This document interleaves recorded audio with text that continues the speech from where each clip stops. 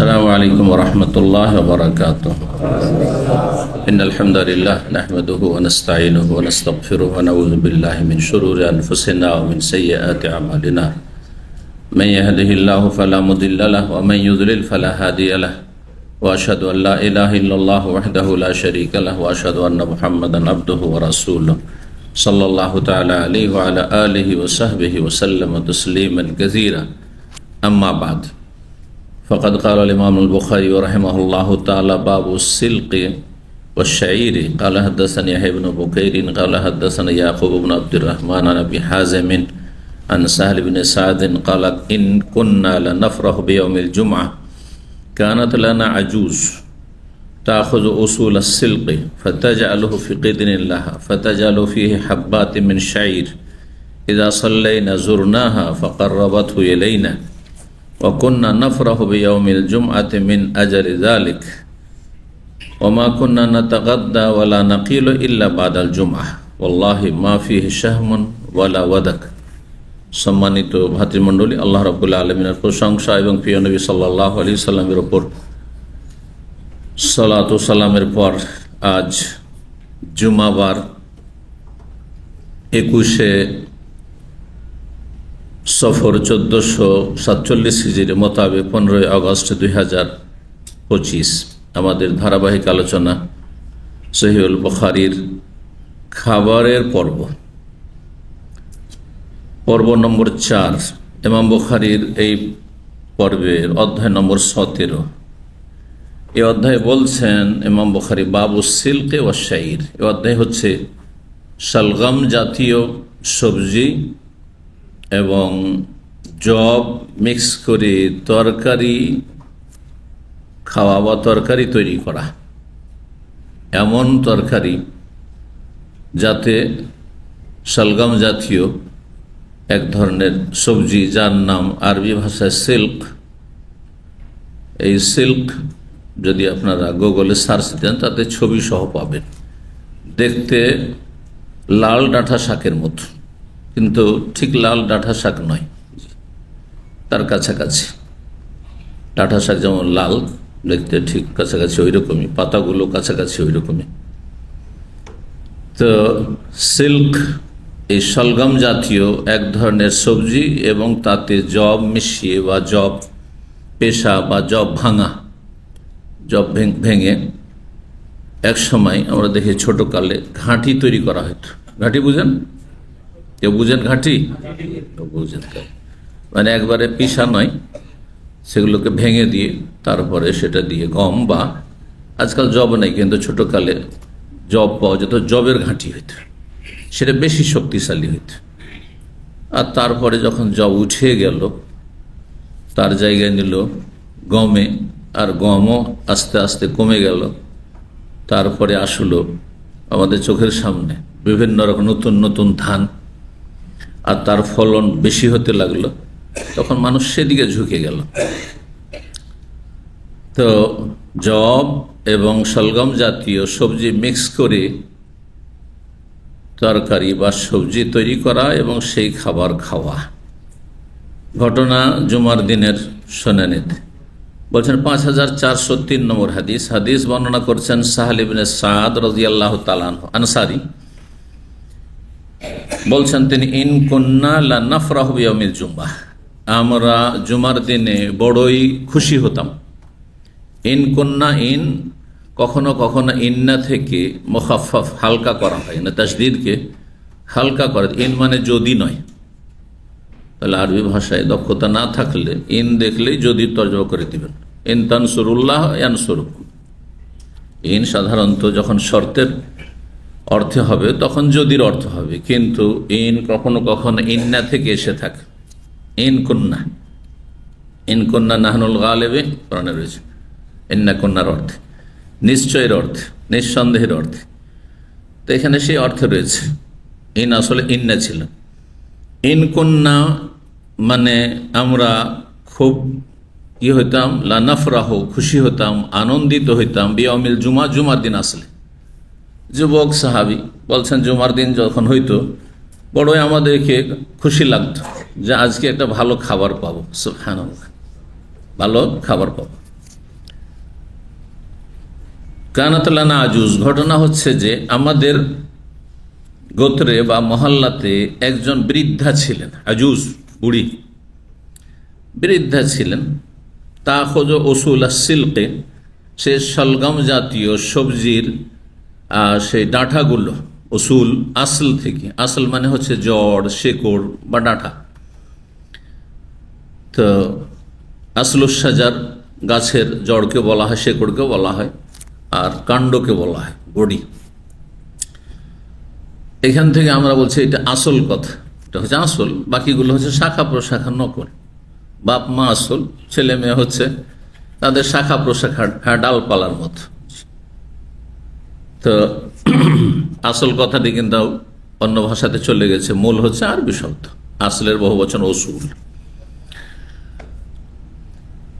এইরকমই ইলমি ক্ষেত্রে আসল বলা হয় মৌলিক বিষয়কে, বুনিয়াদী বিষয়, বেসিক বিষয়কে। ইসলামের এগুলো ওসুল, হ্যাঁ, মৌলিক নীতিমালার ক্ষেত্রে ওসুল, উসুল হাদিস, উসুল ফিকহ মানে হাদিসের মৌলিক নীতিমালা, কায়দা কানুন। জি, তাহলে এই শব্দটি আসল থেকে কত অর্থে গিয়েছে? জি, বিভিন্ন অর্থে। যখন যে সাবজেক্ট হবে, যখন যে বিষয় আসবে, তখন সে অনুযায়ী তার অর্থ হবে। এখানে কিসের অর্থ বললাম? ডাঁটা, কারণ ডাঁটায় হচ্ছে কাণ্ড, জি, লতা পাতা বিশিষ্ট যেসব গাছ। তার সিল্ক নামক সবজি, তার ডাঁটাগুলি সেই মহিলা কি করত? জমি থেকে উঠাতো, নিত মানে উঠাতো। ফাতাজা আলহ ফিকিদিন লাহা, আর সেটা তার হাঁড়িতে দিয়ে পাকশাক করত। কেদর, কেদর মানে হচ্ছে পাতিল, হাঁড়ি। এই শব্দটি এখনো ব্যবহার হচ্ছে না? কেদর, আপনি হাঁড়ি পাতিল যদি কিনতে যান আর আরবি দোকানদার থাকে তো কিদরি বলতে হবে, হ্যাঁ, আর না হয় বহু বচন আপনার কদুর বলতে হবে। আর কাফকে এরা অনেক সময় তাদের মাতৃভাষায় গ বলে, যেমন আকুল ওলাকা তো আগুল্লাক, হ্যাঁ, তেমন কিদরকে গিদর বলছে, হ্যাঁ, ঠিক না? যেমন মেসরিরা জিমকে গিম বলছে, জিমকে কি বলছে? গিম বলছে, যার ফলে আসল হচ্ছে জীব, জীব মানে নিয়ে আসো, যে বেহি, আসলে জীব আসলে ছিল যে বেহি, হ্যাঁ, নিয়ে আসো। ওটাকে আপনারা বলছেন জীব ব্যবহার করছেন না? হ্যাঁ, তাহলে এখানে কি করেছেন? সংক্ষেপ করে দিয়েছেন এটাকে, হ্যাঁ, জীব যে বেহি আসলে ছিল, হ্যাঁ, নিয়ে আসো সেটি। এখন জীবকে যখন মেসরি বলল গিভ, গিভ ইংরেজি হয়ে গেল, হ্যাঁ, দাও, নিয়ে আসো, আসলে শাব্দিক অর্থ জিও থেকে, জিও থেকে। তো বলছেন ফাতাজ আলু ফি কিদরিল্লাহা, তার পাতিলে রাখত। আর পাতিলে রেখে কি করে? পাতিলে রাখার উদ্দেশ্য কি? পাক করা। সে পাক করত, জি, চুলাতে পাতিল আর পাক শাক শুরু করলো। ফাতাজ আলু ফি হাব্বাতি মিন শাইর, আর তাতে কয়েকটি জবের দানা দিত। এত জব নেই বাড়িতে, সুবহানাল্লাহ। মদিনায় কিন্তু জব পাওয়া যেত, গম পাওয়া যেত না। গম আসতো শাম দেশ থেকে, ফিলিস্তিন, সিরিয়া, দামেস্ক, জর্ডন, এসব দেশ থেকে, লেবানন, এসব দেশে তখন গম হইতো। এই জন্য জুমার দিনের ঘটনা, একদিন, হ্যাঁ, বাজারে গম এসে, সবসময় তো গম পাওয়া যায় না, মাঝে মধ্যে কখনো যখন শাম দেশ থেকে গম আসলো, সাহাবায়ে কেরামরা নতুন নতুন, হ্যাঁ, তারা সব অনেকেই নতুন মুসলমান, হ্যাঁ, আর তারপরে অভাব সংসারে, হ্যাঁ, পয়সাই নেই, আর পয়সা থাকলো খাবারের ব্যবস্থা নেই, খাদ্য পাওয়া যায় না মার্কেটে, তো গম বিক্রি হতে এসছে। আর ঠিক জুমার সময় নিয়ে এসছে, কারণ সেখানে ইহুদিরা বসবাস করতো, আর তারাই বেশি ব্যবসায়ী ছিল। তো নবী সাল্লাল্লাহু আলাইহি ওয়াসাল্লাম খুতবা চলছে, খুতবার অবস্থায় ঘটনা জানেন, খুতবা দিচ্ছেন। শানে নজুল সূরা জুমার যে শেষ দিকের আয়াতগুলির, ওয়াইযা রাআউ তিজারাতান আও লাহওয়ান ফাদ্দু ইলাইহা ওয়া তারাকুকা কায়িমা। আল্লাহু আকবার। সাহাবায়ে কেরামগণ খবর পেয়ে গেছেন, এদিকে খুতবাও শুরু হয়েছে, আর ওদিকে মার্কেটে গম এসছে, জুমা পড়ে বেরোবো, গম শেষ, ইহুদিরা কিনে নেবে, হ্যাঁ, খুব কৃতজ্ঞত করে রেখে নেবে, বেশি করে কিনে নেবে, মুনাফিকরা কিনে নেবে, তাদের নামাজের কি, হ্যাঁ, আসলো না আসলো মুনাফিক, অন্তরীর মুনাফিক। তো তো মুসলিমরা তারাও অনাহারে থাকবে, তাদের ছেলেমেয়ে পরিবার অনাহারে থাকবে। আবার কতদিন পর গম আসে, সুবহানাল্লাহ। সবাই দৌড় দিয়েছে যে নামাজটা ধরে নেব, কোন গমটা কিনে নিয়ে চলে আসে। মাত্র কার জানা আছে কয়জন? মাশাআল্লাহ 12 জন সাহাবী থেকে গেছে। ফিহিম আবু বকর, হাদিসে রয়েছে তাদের একজন ছিলেন আবু বকর সিদ্দিক রাদিয়াল্লাহু আনহু, বিশিষ্ট সাহাবায়ে কেরাম। শুধু থেকে গেছেন বাঁকা ইমানের। আর নতুন নতুন যারা মুসলিম তারা ছুটেছে, কারণ পেটের বিষয়টি খুব চিন্তার বিষয়। মানুষের পেটে যদি শান্তি না থাকে, আর নিরাপত্তার বিষয়, পেটের ক্ষুধা আর নিরাপত্তা, হ্যাঁ, যে আমি আরামে ঘুমাতে পারবো, হ্যাঁ, আমার ছেলে মেয়ে আরামে ঘুমাতে পারবে, কোনো ভয় নেই দুশ্মন বলে, হ্যাঁ, প্রাণ নাশের কোনো ঝুঁকি নেই, আমন, যে সিকিউরিটি, এগুলি বড় নিয়ামত দুনিয়ার। এই জন্য সূরা কুরাইশে এই 2 নিয়ামতের কথা বলেছেন, আল্লাযী আত'আমাহুম মিন জু, যে আল্লাহ ক্ষুধা লাগলে খেতে দেন, খাবারের আহারের ব্যবস্থা করে, রিজিক দাতা আল্লাহ, আমাদের ক্ষুধা দূর করার ব্যবস্থা আল্লাহ দান করেন। ওয়া আমানাহুম মিন খৌফ, আর ভয় থেকে আল্লাহ নিরাপত্তা দান, নিরাপদ করেন। আজকে ভয় ভীতির জায়গায় যদি থাকতেন, যেখানে জানমাল, হ্যাঁ, বাড়ি ঘর, ছেলে মেয়ে স্ত্রী, কেউ নিরাপদ নাই, যতই আপনার ধন দৌলতার খাবার থাক না কেন, খেতেও পারতেন না, ঘুমাতেও পারতেন না, হ্যাঁ, বসবাস করতে পারতেন না, ঠিক না? আল্লাহর কত বড় নিয়ামত। এই নিয়ামতগুলি স্মরণ করিয়ে দিয়ে আল্লাহ তার আগে কি বলছেন? ফালিয়াবুদু রাব্বা হাযাল বাইত, এই যে বাইতুল্লাহ, কাবা ঘর, এই ঘরের যিনি রব, মালিক, তার ইবাদতবন্দি করো। তিনি ক্ষুধা দূর করার ব্যবস্থা করেন, তিনি আহার দেন, তিনি নিরাপত্তা দান করেন। আল্লাহ জানেন এইসব নিয়ামতের শুকরিয়া আদায়ের তৌফিক দান করেন। এই নিয়ামতগুলি সৌদি আরব পেয়েছেন, বলুন আলহামদুলিল্লাহ। দুনিয়া ঘুরে আসেন, সবচেয়ে বেশি নিরাপদ যদি কোথাও থাকেন তা হচ্ছে সৌদি আরবে। নিজের বাড়িতে এত নিরাপদ নয়, হ্যাঁ, পশ্চিমা দেশও আপনি এত নিরাপদ নয়, যতটা নিরাপদ আশেপাশের দেশও আপনি এত নিরাপদ না, যত নিরাপদ আপনি এখানে দিন দুনিয়ার দিক থেকে আপনি এবং আপনার পরিবার এই সৌদি আরবে, বলুন আলহামদুলিল্লাহ।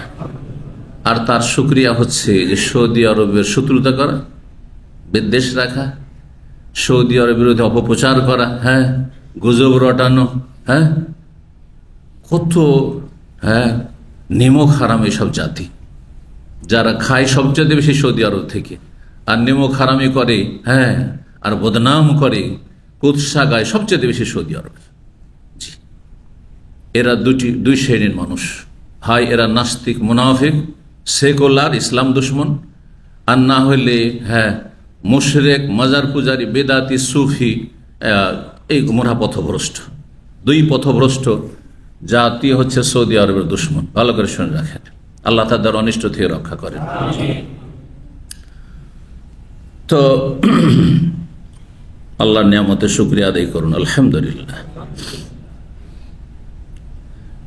সেই বৃদ্ধা মহিলা কি করত? জব এবং, হ্যাঁ, সেই সবজি, সলগম জাতীয় সবজির শেকড়গুলি বা আপনার ডাঁটাগুলি একসাথে পাক করত। এই যা সাল্লাই না, যখন আমরা জুমার সালাত পড়ে শেষ করতাম, জোরনাহা, তখন তার বাড়িতে দেখা করতে যেতাম, জিয়ারত থেকে। জিয়ারার বিষয় বলছেন না, ভিজিট করা, সাক্ষাৎ করা, আসলে জিয়ারা মানে তার জিয়ারত করতে যেতাম, মানে তার সাথে দেখা করতে যেতাম। কি আশা নিয়ে? হ্যাঁ, যুবক ছেলে মেয়ে আর অভাবী, ক্ষুধার্ত, সকাল থেকে বাসি পেটে কখন কি খেয়েছেন না খেয়েছেন, এমন নয় যে রাত্র খাবার পেয়েছেন, হয়তো তাও হয়তো পাইনি, আল্লাহু আকবার। এই আশা নিয়ে যে ওই বৃদ্ধা মহিলা কিছু না কিছু তৈরি করে, তার একটা ভালো অভ্যাস আছে, যে যায় তাকে খাওয়ায়। তো বলছে তার সাথে সাক্ষাৎ করতে যেতাম। ফাকাররাবাতহু ইলাইনা, তখন সেই বৃদ্ধা মহিলা আমাদের সামনে পরিবেশন করত সেই সবজি, যে কয়েকটা জবের দানা মিশানো। ওয়াকুন্না নাফরাহু বিয়াউমিল জুমআ মিন আজলি যালিক, আর এই জন্য আমরা জুমার দিন বেশ আনন্দিত হইতাম।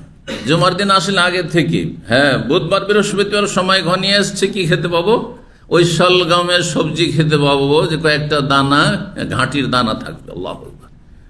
আমাদের সেই স্কুলগুলিতে একসময় ঘাঁটি দিত, জানি না এখন দেয় কি না। আর প্রাইমারি স্কুলে কিছু দেয়, এখন প্রাইমারি স্কুলে দেয় না, টাকা দেয় না, না টাকা না, ডেইলি স্কুলে প্রাইমারি স্কুলে ছাত্রদেরকে কি এখন কি দিচ্ছে? ইন্ডিয়া পশ্চিম বাংলা ভাত দিচ্ছে, এখন ভাত দিচ্ছে।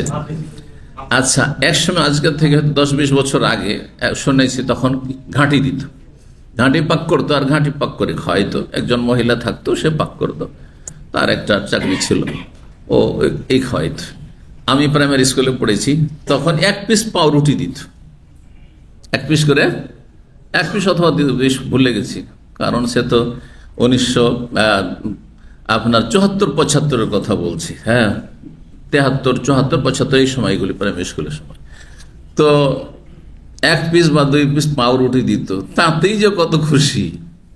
হ্যাঁ, কেউ কেউ পাউরুটি বেঁধে নিয়ে আসতো মায়ের জন্য, হ্যাঁ ছোট ভাই বোনের জন্য। সুবহানাল্লাহ। হ্যাঁ, যেসবের এখন কোনো মূল্য নেই আপনাদের কাছে, কারণ পয়সা হয়েছে। আল্লাহ শুকরিয়া আদায় করুন, আলহামদুলিল্লাহ। তা জুমার দিন আমরা খুব খুশি হইতাম, মিন আজলে যালিক, এই জন্যই যে জুমা আসলেই এই সবজিটা ওই বৃদ্ধার বাড়িতে খেতে পাবো। ওমা কুন্না নাতাগাদ্দা ওয়ালা নাকিল, আর আমরা সকালের খাবারও খেতাম না। আর গাদা মানে শুধু সকাল না, সকাল দুপুর দুটোই, সকালের কোনো নাস্তা ছিল না সেই যুগে। অনেকবারই বলেছি, নবী সাল্লাল্লাহু আলাইহি ওয়াসাল্লাম আমল, সাহাবায়ে আমলে খাবার দিনে কয়বার ছিল? 2 বার ছিল। একটার নাম গাদা, হ্যাঁ যেটা লাঞ্চ, হ্যাঁ দুপুরের খাবার, সেটা সকাল 10টা থেকে 12টার মধ্যে, এটা গাদা হয়ে গেল।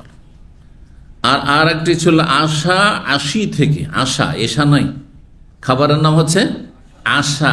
আশা শব্দ তাহলে এশা থেকে, যে এশার সময় রাত্রে খানা খাবেন, এটা আজকালকার এটা নব আবিষ্কৃত অভ্যাস, ট্র্যাডিশন, প্রথা।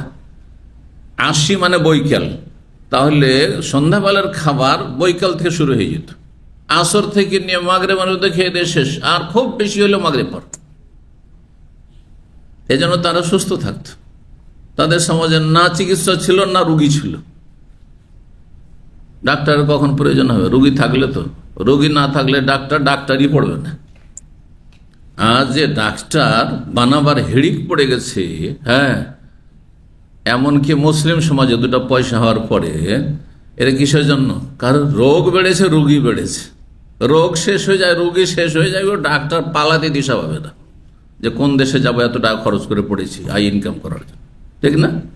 জি, আল্লাহ হেফাজতে রাখুন আমাদেরকে। ডাক্তারের আর হাসপাতালের যেন মোহতাজ, মুখাপেক্ষী আমাদেরকে না করেন। যতদিন রাখবেন আল্লাহ যেন সুস্থতার সাথে রাখেন, আর যখন নেবেন আল্লাহ যেন ঈমান এবং তৌহিদ আর কালেমা তাইয়্যিবার উপর আল্লাহ যেন নেন। ওমা কুন্না নাতাগাদ্দা, আমরা দুপুরের খাবার খেতাম না। ওয়ালা নাকিলু, আর দুপুরের আমরা কাইলুলা, বিশ্রামও করতাম না। কাইলুলা, কাইলুলা বুঝেন? কাইলুলা মানে দুপুরের ঘুম, দুপুরের ঘুমকে কাইলুলা বলা হয় আরবিতে। আরবিতে একটা প্রবাদ আছে, হ্যাঁ যারা আরবি লেখাপড়া, মাদ্রাসা ছাত্র, তাদের পরীক্ষা করার জন্য। মাদ্রাসা পড়া ছাত্র আছে আমার সামনে কেউ? ব্যাস, তাহলে হ্যাঁ তোমাদের জিজ্ঞেস করছি। কালা রাজুলুন তাহতা শাজারা ফানকাদা ওযুহু, তরজমা করো। কালা যায়েদুন তাহতা শাজারা ফানকাদা ওযুহু।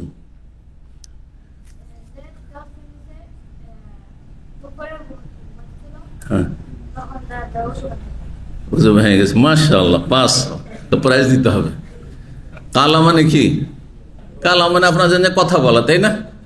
কাল আল্লাহ তাআলা, মহান আল্লাহ বলেছেন। বললাম না যে হ্যাঁ কাল ইমামুল বুখারী, ইমাম বুখারী বলেছেন, কিন্তু এখানে কালা যায়েদুন মানে যায়েদ দুপুরে ঘুমিয়েছে, তরজমা করলো না?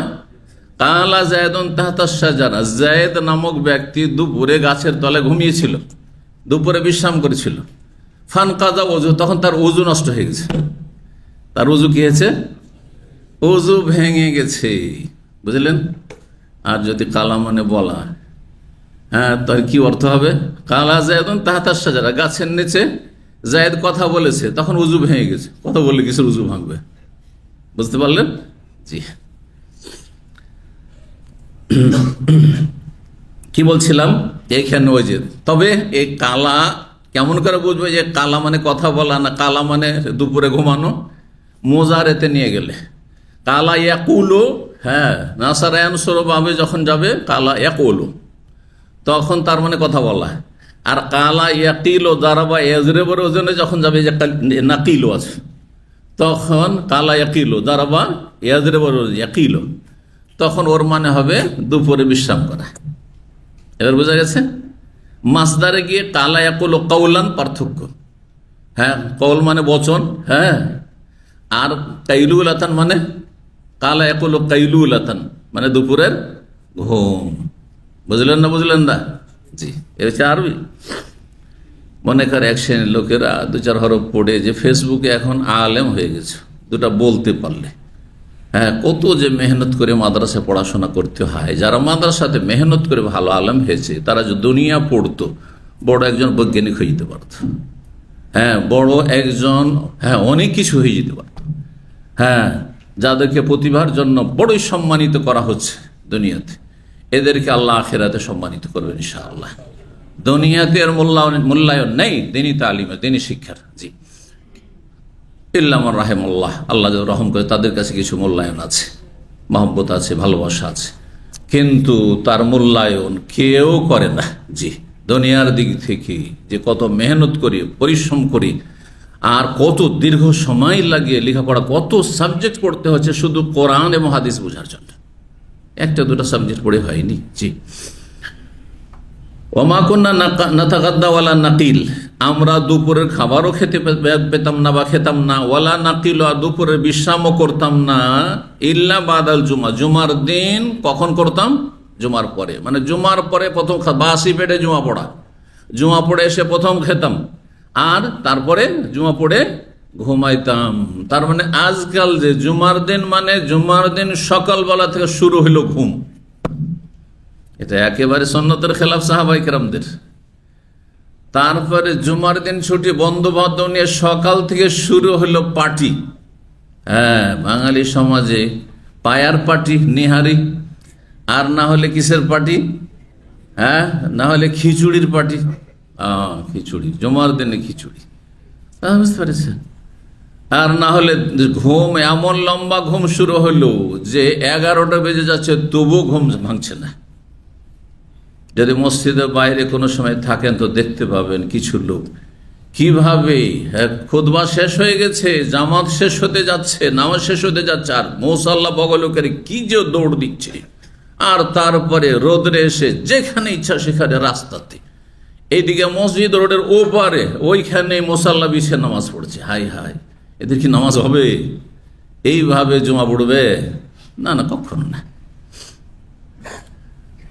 আমি মুখস্থ বললাম না, তাহলে বলবেন যে কি করে, আমি চোখে দেখে বলছি তো, যে কি করে আমি মসজিদের বাইরে বসে থাকি। হ্যাঁ, কখনো এরকম পরিস্থিতি হয়েছে। অনেক আগের কথা বলছি, খাবজিতে বক্তব্য ছিল বৃহস্পতিবার রাত্রে, বক্তব্য সম্মেলন ছিল, বক্তব্য করে চিন্তা করলো রাত্রেই চলে যাব। তখন 2002, 3, 4 হ্যাঁ সময়, তখন নিজের কাছে কার্ড আর দিনই ভাইরা ওই রকম কেউ ছিল না, তো ওই সব বাসে চাপলাম। বাস এসে নামাইলো এখানে আপনার ওই 10:30, 11টার দিকে নামাইলো সম্ভবত। আর তারপরে সেখান থেকে টান দিয়ে এলাম, এসে জুমা মসজিদে জুমা ধরার জন্য। তো দেখছি যে লোক দৌড় দিচ্ছে, হ্যাঁ দৌড় দিচ্ছে জুমা মসজিদের দিকে। কথা বুঝতে পারছেন? আমার আস্তে আস্তে আর উজু করতে জামাত চলে গেল, শেষ হয়ে গেল, ওখানেও পেলাম না। তখন এখানে জুমা মসজিদ বক্তিয়া ছিল, চিন্তা করলাম যে দেখি আরেকটু হাঁটি, গাড়ি তো ছেড়ে দিয়েছি, এখন হাঁটতে হবে। তো সেখান থেকে হেঁটে আব্দুল ওয়াহেদ মসজিদে গেলাম। কোথায় আছে আব্দুল ওয়াহেদ মসজিদ? আব্দুল ওয়াহেদ ফার্নিচার, হাইয়ন না খিলে, এই সিগন্যাল, পরের সিগন্যাল আপনার টয়টার দিকে যেতে আছে না, এই মসজিদ মাদ্রাসার কাছে। সেই মসজিদে গিয়ে কোন রকম করে, নিচেও জায়গা না, ওপরে গিয়ে কোন রকম করে দ্বিতীয় রাকাত করলাম। এই দৃশ্যগুলো, এইরকম পরিস্থিতি কখনো কখনো দেখেছি যে হায়রে মুসল্লিদের অবস্থা। এইভাবে ঘুমিয়ে জান্নাত পাওয়া যাবে? হ্যাঁ, যে জুমার গুরুত্ব আপনার কাছে নেই, তাহলে 5 ওয়াক্ত নামাজেরই কি গুরুত্ব আছে আপনার কাছে? আল্লাহ হেদায়েত দান করুন। তো সাহাবায়ে কেরামগণ তাদের কত অভাব ছিল, বাসি পেটে জমা পড়তে যেতেন, আর তারপরে জমা পড়ে এসে খাওয়া দাওয়া, আর তাও খাওয়া দাওয়া বাড়িতে কোথায়, বাড়িতে হয়তো নেই, নাহলে খুশি কেন হবে? বাড়িতে খাবার থাকলে, আর যদি আপনার বাসাতে ভালো ভালো খাবার থাকে, তো এই সেন্টারে খাবার খাবেন আপনি? কখনো খাবেন না। আশেপাশে যদি বাসা থাকে বিশেষ করে, আর খাবার ভালো খাবার আছে, তাহলে আপনি এখানে খাবেন না।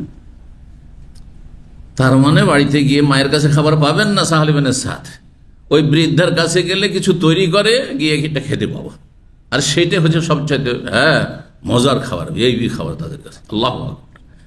আমরা খুব দুইবার করে বলছে, আমরা খুব খুশি হইতাম জুমার দিনে। এখান থেকে ফোকাহে কেরামগণ যারা বলছেন যে জুম্মার জন্য জাওয়াল শর্ত নয়, মানে জুম্মা পড়ার জন্য মাথার উপর থেকে সূর্য গড়তে হবে, ঢলতে হবে, এই শর্ত নেই। এটি ইমাম আহমদ রাহিমাহুল্লাহর মত, এটি বেশ কিছু আইম্মা কেরামদের মত। চার ইমামের মধ্যে ইমাম আহমদ রাহিমাহুল্লাহ, এবং ইমাম আহমদ চার ইমামের মধ্যে সবচেয়ে বড় মুহাদ্দিস ছিলেন। তিনি বলছেন জুম্মা জাওয়ালের পরেও পড়া যায়, মানে মাথার উপর থেকে সূর্য গড়ার পরেও পড়া যায়, কারণ জোহরের সাথে কিছু কিছু দিক থেকে সদৃশ্যতা আছে, সব দিক থেকে নেই। আবার জুম্মা জাওয়ালের আগেও পড়া যায়, 10:30, 11টা জাওয়াল হয়নি, তখনও যদি জুম্মা পড়ে জায়েজ ইমাম আহমদের কাছে, হাম্বলি মাযহাবে। কারণ কিছু কিছু বেশ কিছু দিক রয়েছে, সেই দিকগুলি যদি আপনি লক্ষ্য করেন তাহলে জুম্মার সদৃশ্যতা রয়েছে ঈদের সালাতের সাথে। জি, জুমার মিল রয়েছে কিসের সাথে? ঈদের সালাত। ঈদের সালাত কখন? জাওয়ালের পরে না জাওয়ালের আগে, সকালবেলা? জি। কিন্তু তিন ইমাম বলছেন, শাফি, মালিক এবং আবু হানিফা রাহিমাহুমুল্লাহ জামিয়ান, তারা বলছেন না, জুমা জোহরের মতো জাওয়ালের পর থেকে অবলক্ত শুরু হবে, এজন্য সতর্কতা অবলম্বন করা ভালো। কিন্তু সৌদি আরব অনেক সময় দেখবেন জুমা মসজিদে খতিব খুতবা শেষ হয়ে গেল, ইচ্ছা করে শেষ হয়ে গেল, অথবা শেষ হয়ে গেছে, শেষ হয়ে গেল, যে খুতবা নিয়ে এসছে অথবা যেটা বলছে শেষ হয়ে গেল। কারণ তারা জানে যে জুমা জাওয়ালের আগেও জায়েজ, আর জাওয়াল এখনো মাথার উপর একবারে সূর্য আসেনি বা গড়েনি, তার আগেই নামাজ শুরু হয়ে গেছে। এখানে অনেকে আপত্তি মনে করে যে আমার নামাজ হইল না।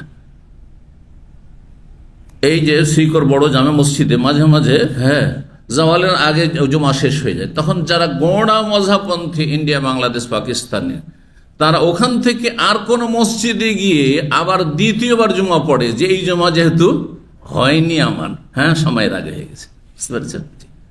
সব খবর আছে আমাদের কাছে। জায়েজ রয়েছে, কিন্তু ইমামদের জন্য সতর্কতা হচ্ছে যে সবার খেয়াল রাখা। কারণ হাম্বলি মাযহাবে কথা হচ্ছে না যে জাওয়ালের পর হবে না, জাওয়ালের পরেও হবে, কিন্তু জায়েজ আছে, জাওয়ালের আগেও জায়েজ আর জাওয়ালের পরেও জায়েজ রয়েছে। তো যখন জায়েজ, তাহলে একটু লেট করে সবার কাছে আমরা জায়েজ করে নিলাম, এটা বেশি ভালো। শাইখ ইবনে বাজ রাহিমাহুল্লাহ এই কথাই বলছেন যে সবার খেয়াল রেখে, যেহেতু বিভিন্ন মাযহাবের বা বিভিন্ন মতামতের লোকেরা জুমা পড়ছেন, সবার মাসলাকের লক্ষ্য রেখে যদি মাথার উপর থেকে সূর্য গড়ার পরে জুমা পড়া হয়, এটা বেশি ভালো, এবং এইটাই এখানে আওকাফ থেকে দিক নির্দেশনা রয়েছে। জি, ওয়াল্লাহি বলছেন, আল্লাহর কসম করে বলছে, মা ফিহি শাহমুন ওয়ালা ওয়াদাকুন, এত ভালো খাবার ভাবিয়েন না যেই খাবারে আপনারা ভাবিয়েন না যে তাতে গোস্ত মিশা ছিল, সেই জন্য এত আমাদেরকে আনন্দ হইতো। আল্লাহর কসম করে বলছে, তার চর্বি পর্যন্ত হইতো না, গোস্ত থাকা তো দূরের কথা, কোনো চর্বিও ছিল না সেখানে। ওয়ালা ওয়াদাকুন, এবং কোনো তেল দিয়েও পাকানো হইতো না। যে ভুনা করা হয়েছে, তো ফ্রাই করা হয়েছে, তো খুব মজা লাগছে। যেমন শাক যদি একটু ভুনা করেন একটু তেলে, তাহলে মজা লাগবে, তাই না? তেল মশলা দিলে কাউ কিছু ছিল না, শুধু সিদ্ধ, শুধু সিদ্ধ। আল্লাহু আকবার। এই ছিল সাহাবায়ে কেরাম রাদিয়াল্লাহু তাআলা আনহুমের জুমার দিনের খাবার। জি, আল্লাহ যেন শুকরিয়া আদায়ের তৌফিক দান করেন। আল্লাহুম্মা ইন্না আলা যিকরিকা ওয়া শুকরিকা ওয়া হুসনি ইবাদাত। শুকরিয়া আদায় করলে আপনার ফায়দা, যে যত বেশি আল্লাহর শুকরিয়া আদায় করবেন তত বেশি সে লাভবান হবে। আমি যদি বেশি করতে পারি আমার লাভ, আপনার চাইতে বেশি। আপনি যদি বেশি শুকরিয়া আদায় করেন আপনার বেশি লাভ, আপনি আগে উপকৃত হবেন। লাইন শাকারতুম লাযিদান্নাকুম। জি, আল্লাহ আমাদের নিয়ামতকে টিকিয়ে রাখেন। শুকরিয়া আদায় করা মানে আল্লাহর নিয়ামতকে গুনাহ না করা, পাপের জীবন থেকে মুক্ত হইতে হবে। শুকরিয়া আদায় মানে হচ্ছে ফরজ ওয়াজিব আদায় করা কমপক্ষে। শুকরিয়া আদায় মানে মৌখিক শুধু নাই যে শুকুর আলহামদুলিল্লাহ, এটা দেশি তরিকা, সেটা নফল কাজ। হ্যাঁ, কিন্তু অন্তরের শুকরিয়া। শুকরিয়া হচ্ছে অন্তর থেকে আল্লাহ নিয়ামতের কদর করা, মূল্যায়ন করা, যে আল্লাহর দান, আল্লাহ না দিলে আমার ক্ষমতা ছিল না, আমার বিচক্ষণতা নয়, আমার বাহাদুরি নয়, আমার চাতুরতা নয়, আর আমি খুব বুঝি না, না কিছুই নাই। জি, আল্লাহ না দিলে আমার কোনো ক্ষমতা ছিল না, হাওলা ওয়ালা কুওয়াতা ইল্লা বিল্লাহ। এর বাস্তবায়ন করা, শুধু জিকির করলে হবে না, এর বাস্তবায়ন করতে হবে যে আমার কোনো ক্ষমতা নেই, কোন রকমের আমার সামান্য ক্ষমতা নেই, যদি আল্লাহ ক্ষমতা না দেন, আল্লাহর দান ইল্লা বিল্লাহ। জি, জিকিরগুলির উপর আমল করতে হবে, এটা হচ্ছে সবচেয়ে গুরুত্বপূর্ণ বিষয়। 18 নম্বর অধ্যায় বলছে বাবুন নাহশে ওয়ান্তিশারিল লাহমি। এই অধ্যায় হচ্ছে গোস্ত, হাড্ডির গোস্ত, হাড্ডিতে যে গোস্ত লেগে আছে সেই গোস্ত দাঁতে ছিঁড়ে খাওয়া। নাহাস, নাহাস মানে দাঁতে ছিঁড়ে খাওয়া, কামড়িয়ে খাওয়া। ওয়ান্তিশারিল লাহম, আর পাতিলে যে গোস্ত রাখা আছে উঠিয়ে উঠিয়ে খাওয়া, দুটোই জায়েজ। যদি মনে করেন পাতিল থেকে আমি উঠিয়ে উঠিয়ে খাবো, তাও খেতে পারেন। আর যদি মনে করেন যে বড়, হ্যাঁ, যেমন আরবরা বড় বড় পিস রাখে আর হাড্ডিতে গোস্ত লেগে আছে, অনেক সময় হয় কি যে হাড্ডি থেকে ছুটছেন না এমনি হাতে, তখন দাঁতে আপনি কামড়ে কামড়িয়ে খাচ্ছেন, সেটাও খেতে পারেন। দুই রকমই খাওয়ার প্রমাণ রয়েছে। 5404 নম্বর হাদিস, হাদিস বর্ণনা করেছেন আব্দুল্লাহ ইবনে আব্বাস রাদিয়াল্লাহু তাআলা আনহু বলছেন, কাল, তিনি বলেন, তাআররাকা রাসূলুল্লাহ সাল্লাল্লাহু আলাইহি ওয়াসাল্লাম কাতিফান। তাআররাক মানে হচ্ছে দাঁতে ছিঁড়ে ছিঁড়ে খাওয়া। রাসূলুল্লাহ সাল্লাল্লাহু আলাইহি ওয়াসাল্লাম কাঁধের হাড্ডির গোস্ত, বকরির কাঁধের হাড্ডির গোস্ত ছিঁড়ে ছিঁড়ে খেয়েছেন দাঁতে। সুম্মা কামা, আর তারপরে উঠে গেছেন। ফাসাল্লা, তারপরে সলাতের সময় হয়েছে, সলাত পড়েছেন। ওয়ালাম ইয়াতাওয়াদা, উযু করেননি। তো গোস্ত খেয়ে উযু করা আবশ্যক নয়, একমাত্র উটের গোস্ত যদি খান। উটের গোস্ত খেলে, সহিহ হাদিস যেহেতু রয়েছে যে উটের গোস্ত খেলে উযু করতে হবে। কেন? আল্লাহ হিকমা ভালো জানেন। উটের মধ্যে কিছু বদঅভ্যাস আছে, সেই বদঅভ্যাস যেন আপনার মধ্যে না চলে আসে, তাতে থেকে হয়তো রক্ষার জন্য এটি ওলামারা হিকমত বলেছেন। কিন্তু কোন ইবাদত বন্দেগীর, কোন শরীয়তের মাসলা মাসাইলের হিকমত জানা আমাদের কাজ না। যদি ওলামারা আমাদেরকে বলেন তো হইতে পারে, আর হাদিসে যদি আসে তাহলে নিশ্চিত সেটি হিকমা। হাদিসেও আসেনি, ওলামারা অনুমান ভিত্তিক বলেছেন। হ্যাঁ হ্যাঁ, সুতরাং তাদের কথা হতে পারে, আবার নাও হইতে পারে। আবার হিকমত জানা কোনো শর্ত নেই, না হলে প্রত্যেকটি বিষয় হিকমত। 5 ওয়াক্ত নামাজ কেন, জুমার দিনেই কেন, জুমা শনিবারে কেন নয়, বা বৃহস্পতিবার কেন নয়, কিসের হিকমত শোনাবেন আপনি? আছে? হ্যাঁ, আবার 17 রাকাতি ফরজ কেন, আবার রমজান মাসি কেন রোজা, হ্যাঁ, কুরবানি, আখি কেন, সবকিছু কেন শোকজ করতে ভালো লাগে?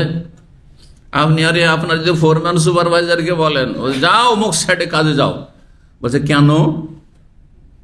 তাহলে একটা থাপ্পড় দিয়ে আপনাকে বাংলাদেশে বিদায় করে দিবে। করবে না? করবেন না? সাধারণ একটা লোককে আপনি শোকজে তার কাছে চাইতে পারছেন না, আপনি যে আপনি কারণটা বল, কারণ দর্শান। রব্বুল আলামিন আহকামুল হাকিমিন, তিনি শরীয়ত দিয়েছেন আপনার আমার কল্যাণের জন্য, দুনিয়া আখিরাতের। এতে হিকমা রয়েছে। 5405 নম্বর হাদিস, হাদিস বর্ণনা করছেন ইকরিমা ইবনে আব্বাস রাদিয়াল্লাহু তাআলা আনহু থেকে। তিনি বলেন, ইনতাশালান নবী সাল্লাল্লাহু আরাকান। আগের হাদিসটিতে দাঁতে ছিঁড়ে ছিঁড়ে খাওয়া, তার রাকা। আর এই হাদিসে আছে ইনতাশালা, মানে পাতিল থেকে নবী সাল্লাল্লাহু আলাইহি ওয়াসাল্লাম সেই হাড্ডিতে যে গোস্ত লেগে থাকে, হাড্ডি সহ গোস্ত উঠিয়ে উঠিয়ে খেলেন। মিন কিদরিন, পাতিল থেকে। ফাআকালা, খেলেন। সুম্মা সাল্লা, সালাত আদায় করলাম, ইয়াতা, ওযু করলেন না। জি। 19 নম্বর অধ্যায় বলছে বাবু তার রকিল আদদি। এই অধ্যায় হচ্ছে বাহুর গোস্ত, মানে রানের গোস্ত। হ্যাঁ, পায়ের সাথে যে গোস্ত লেগে থাকে, পায়ের ওপর ভাগে, সামনের পায়ের বিশেষ করে, অথবা পিছনের পায়ের হোক। আলু, বাহু, সামনের দিকের পা, কলমারা বলেছেন বা ভাষ্যকারগণ।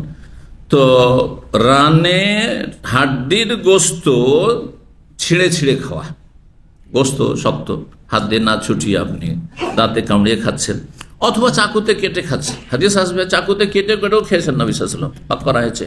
আরবিদের খাবার যে গোটা তৈরি করা হয়, অনেক সময় দেখেছেন যে হাতে ছুটিয়েও খাওয়া যায় না, হয়তো তখন হয়তো চাকুতেও কাটতে হইতে পারতো, চাকুতে কেটেও খেতে পারেন। কিন্তু খাবার সিদ্ধ খেতে হবে, এটি শরীরের জন্য উপকারী। যদি খাবার আধা কাঁচা থেকে যায় সেটা শরীর স্বাস্থ্যের জন্য অপকারী। 5406 নম্বর হাদিস বর্ণনা করছেন আব্দুল্লাহ বিন কাতাদা, তার পিতা আবু কাতাদা সাহাবী থেকে রাদিয়াল্লাহু তাআলা আনহু قال خرجنا مع النبي صلى الله عليه وسلم মক্কা, আমরা নবী সাল্লাল্লাহু আলাইহি ওয়াসাল্লামের সাথে মক্কার উদ্দেশ্যে রওনা দিয়েছিলাম। আর তারপরে যে সামনের হাদিসে যে ঘটনাটি আসছে সেই ঘটনা বলছেন যে এখানে সংক্ষেপ করে দিয়েছেন, সামনের হাদিসে আসছে ঘটনাটি। মক্কার পথে রওনা দিয়েছিলেন। 5407 নম্বর হাদিস আব্দুল্লাহ বিন আবি কাতাদা সুলামি বর্ণনা করছেন, ওই যে আগে আসলে বর্ণনাকারী, তিনি তার পিতা কাতাদা আবু কাতাদা রাদিয়াল্লাহু তাআলা আনহু বর্ণনা করছেন আন্নাহু ক্বাল, তিনি বলেন কুনতু ইয়াওমান জালিসান। কেন নিয়ে আসলেন আগের হাদিসটি? কারণ এই হাদিস আছে একদিন আমি বসেছিলাম নবী সাল্লাল্লাহু আলাইহি ওয়াসাল্লামের কিছু সাহাবায়ে কেরামদের সাথে মক্কার পথে। কিন্তু মদিনা থেকে মক্কার পথে, মদিনা থেকে বেরিয়েছিলাম না মক্কা থেকে আসছিলাম না অন্য কোনো জায়গা থেকে আসছিলাম, এ কথা নেই। সেই জন্য আগের হাদিসটি নিয়ে এসেছেন সংক্ষেপে। এখানে এই হাদিসের সাথে আগের হাদিস মিলালে তখন স্পষ্ট হয় যে বেরিয়েছিলেন মদিনা থেকে মক্কার উদ্দেশ্যে, আর সাহাবায়ে কেরাম এহরাম অবস্থায় ছিলেন। একমাত্রই আবু কাতাদা সাহাবী বিনা এহরামে ছিলেন। তাহলে বোঝা গেল যারা এহরাম করে যাচ্ছেন উমরার বাসে এখান থেকে, তাদের সাথে এমন কেউ মক্কা যাচ্ছে আত্মীয়দের সাথে দেখা করার জন্য অথবা ডিউটির জন্য যাচ্ছে, এহরাম করেনি, কোনো দোষের কথা নেই। মক্কা প্রবেশের জন্য এহরাম করা আবশ্যক নয়, এটি হচ্ছে অধিকাংশ আইম্মায়ে কেরামের মাযহাব। হানাফি মাযহাবে একটি বিরল ফতোয়া আছে, সেটা হচ্ছে যে মক্কা বিনা এহরামে ঢুকাই যায় না। এর উপর হানাফিরাও আমল করে না। যদি করতে হয় তাহলে বিভিন্ন জায়গা থেকে ধরেন প্রবাসী কর্মী আসছে, অথবা ধরেন অনেকে ট্রান্সফার হচ্ছেন মক্কাতে, অথবা মক্কা কি মিকাত ক্রস করেই যায় নয় তাদের কাছে, মিকাত ক্রস করে জানবে না ইহরামে। তাই যদি হয় তাহলে যারা আপনার ড্রাইভার মক্কা পৌঁছাচ্ছেন, তাহলে তাদের আর অধিকাংশ ড্রাইভারগুলো যে পাকিস্তানি ড্রাইভার রয়েছে সব তো হানাফি, তাহলে তাদের তো বিনা এহরাম উপায় নেই। প্রত্যেক সপ্তাহে 2 বার করে যাচ্ছে এরা। কি করতে হবে এদেরকে?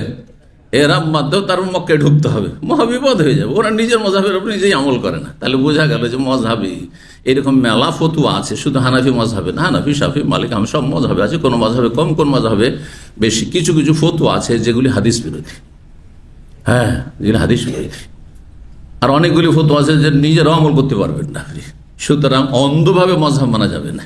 কোন মযহাব মানবেন? যেই মযহাব হাদিসের পক্ষে, কোরআন হাদিসের পক্ষে।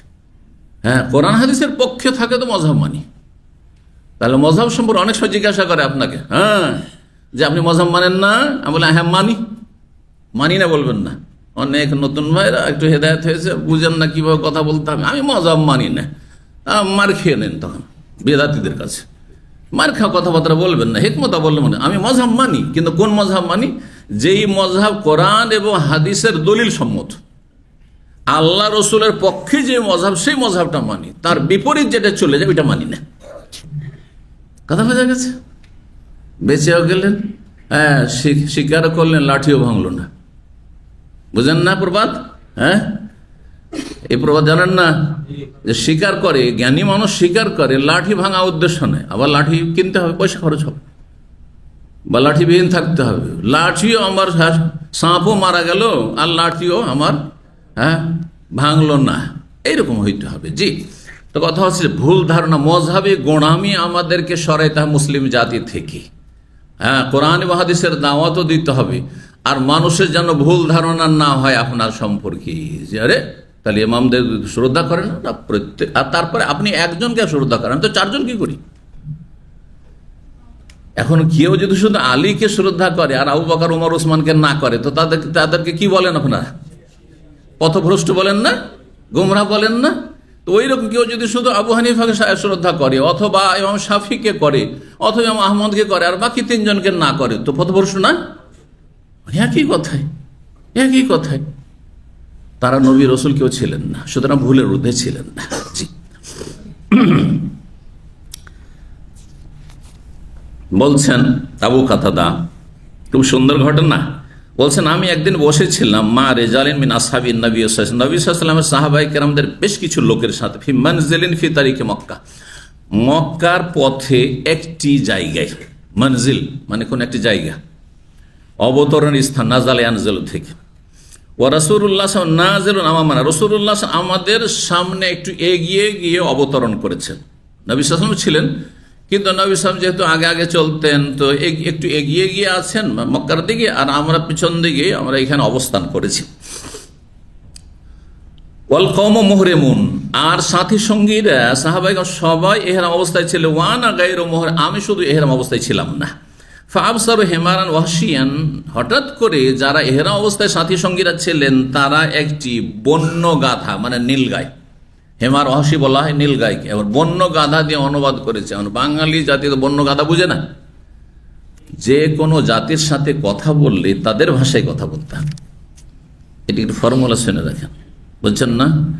এক ভাষার গালি আর এক ভাষার বলি, বুঝেন তো? এটা দেখেন, আপনি এক অঞ্চলে গিয়ে ওইটা বলি, কোনো ব্যাপার না, বলছে কথা, আর এক ভাষায় ওইটাকে গালি মনে করা হয়। এর উদাহরণ আমি দিই, কিন্তু একটি উদাহরণ দিই তাহলে এখানে, হ্যাঁ, কারণ আপনারা অনেক সময় বাংলাদেশের মধ্যে অনেক জায়গায় আপনি আপনার এলাকার বলি আর এক জায়গায় গালি, তো মার খেয়ে নেবেন। কিন্তু রাজশাহী, চাঁপাই, নবাবগঞ্জ, উত্তরবঙ্গে গিয়ে যদি কাউকে বেটা বলে দেন, দূর বেটা, তাহলে হ্যাঁ কি হয়ে হবে? হ্যাঁ, মার খেতে হবে, ঠিক না? জানেন না? জানেন না? যে থেকেছে রাজশাহী জানে, মার খেতে হবে। বেটা মানে তুই আর মাকে বিয়ে করেছিস, ওদের কথা হলো এটা, তোর মাকে বিয়ে করেছিস তুই, বেটা। বেটা মানে সন্তান, নিজের ছেলে। বেটা নিজের ছেলেকে বলে, ভাতিজাকে বলে, হ্যাঁ, এরাকে বেটা বলে। আর আপনারা বলে বেটা মানে শাবলক। হ্যাঁ, এক মহিলা কথা বলছে, আমার ছেলে এখন বেটা হয়ে গেছে। প্রথম পরিভাষা মানে শাবলক, শিয়ানা হয়ে গেছে, একটু ছোট ছিল, এখন কি হয়েছে? বেটা হয়ে গেছে।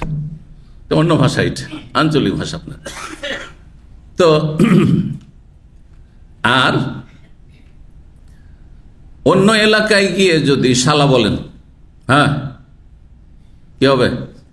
ঢাকায় গিয়ে, খুলনায় গিয়ে, অন্য জায়গায় গিয়ে, বা আপনাদের চিটাগাং বা অন্য জায়গায় ধরে গিয়ে যদি বলে শালা, হ্যাঁ, তোর শালা, তাহলে কি হবে? মার খেতে হবে। কিন্তু ওটা সেই চাপে না, বুঝে শালা তাদের কথাই কথায় শালা, কথায় কথায় শালা। এক বক্তা, ওই চাপে নাম এক বক্তা, নাম বলছি না, হ্যাঁ, বক্তব্য করতে গিয়ে বলছে দোর শালা, কথা বলছে, আঞ্চলিক ভাষাতে মুক্ত হইতে পারে না, শালা এরকম কথা বলে। হ্যাঁ, তো শালাটা তাদের, হ্যাঁ, তাকিয়ে কালাম, এটাকে উর্দুতে বলা তাকিয়ে কালাম, মানে কথায় কিছু কিছু শব্দ থাকে যেগুলো কোনো অর্থ হয় না, উদ্দেশ্য হয় না, কথা বলছেন না? যেমন বাংলায় কিছু কিছু অঞ্চলে অনেকে বলেন কথায়, প্রত্যেক কথাতে কথাতে কথাতে, যাবো আর কি, খেলাম আর কি, হ্যাঁ হ্যাঁ, এই বললাম আর কি। শুনেছেন না শোনেননি? আছে কিছু অঞ্চলে, তার কি মানে কি, কিছু অর্থ নাই, ঠিক ওই রকম ধর্ষালা, কিছু না, এটা এমনি, এটা হ্যাঁ, তাদের বাক ভঙ্গিমা। তো এটা তাদের গাল নাই। তো এক দেশের গালি আরেক দেশের, একই এক অঞ্চলের গালি এক দেশ, একই দেশে অবস্থা এরকম। তো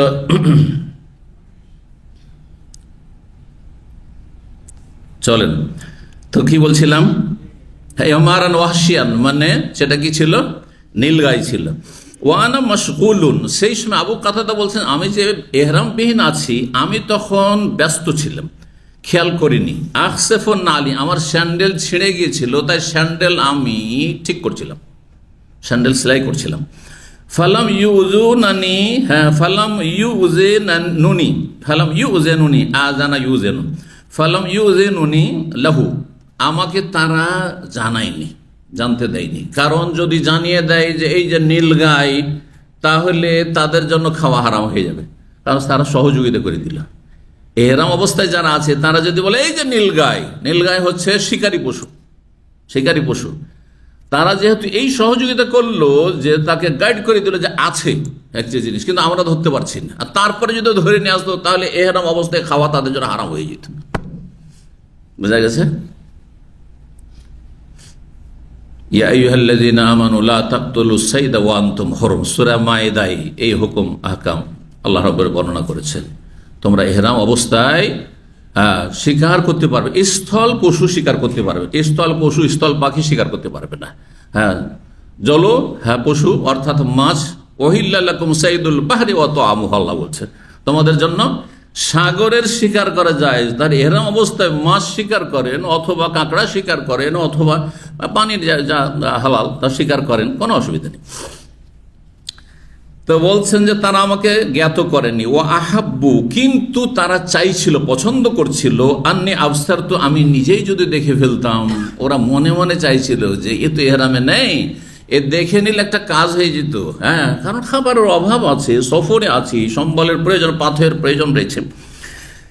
ফালতাফাত্তু, তখন আমি একটু ঘুরে দেখেছি, কাজ করতে করতে, ওই স্যান্ডেল সেলাই করতে করতে আমি ঘুরে দেখেছি। ফাবসারতুহু, আমি নীল গাইটিকে দেখে ফেলেছি।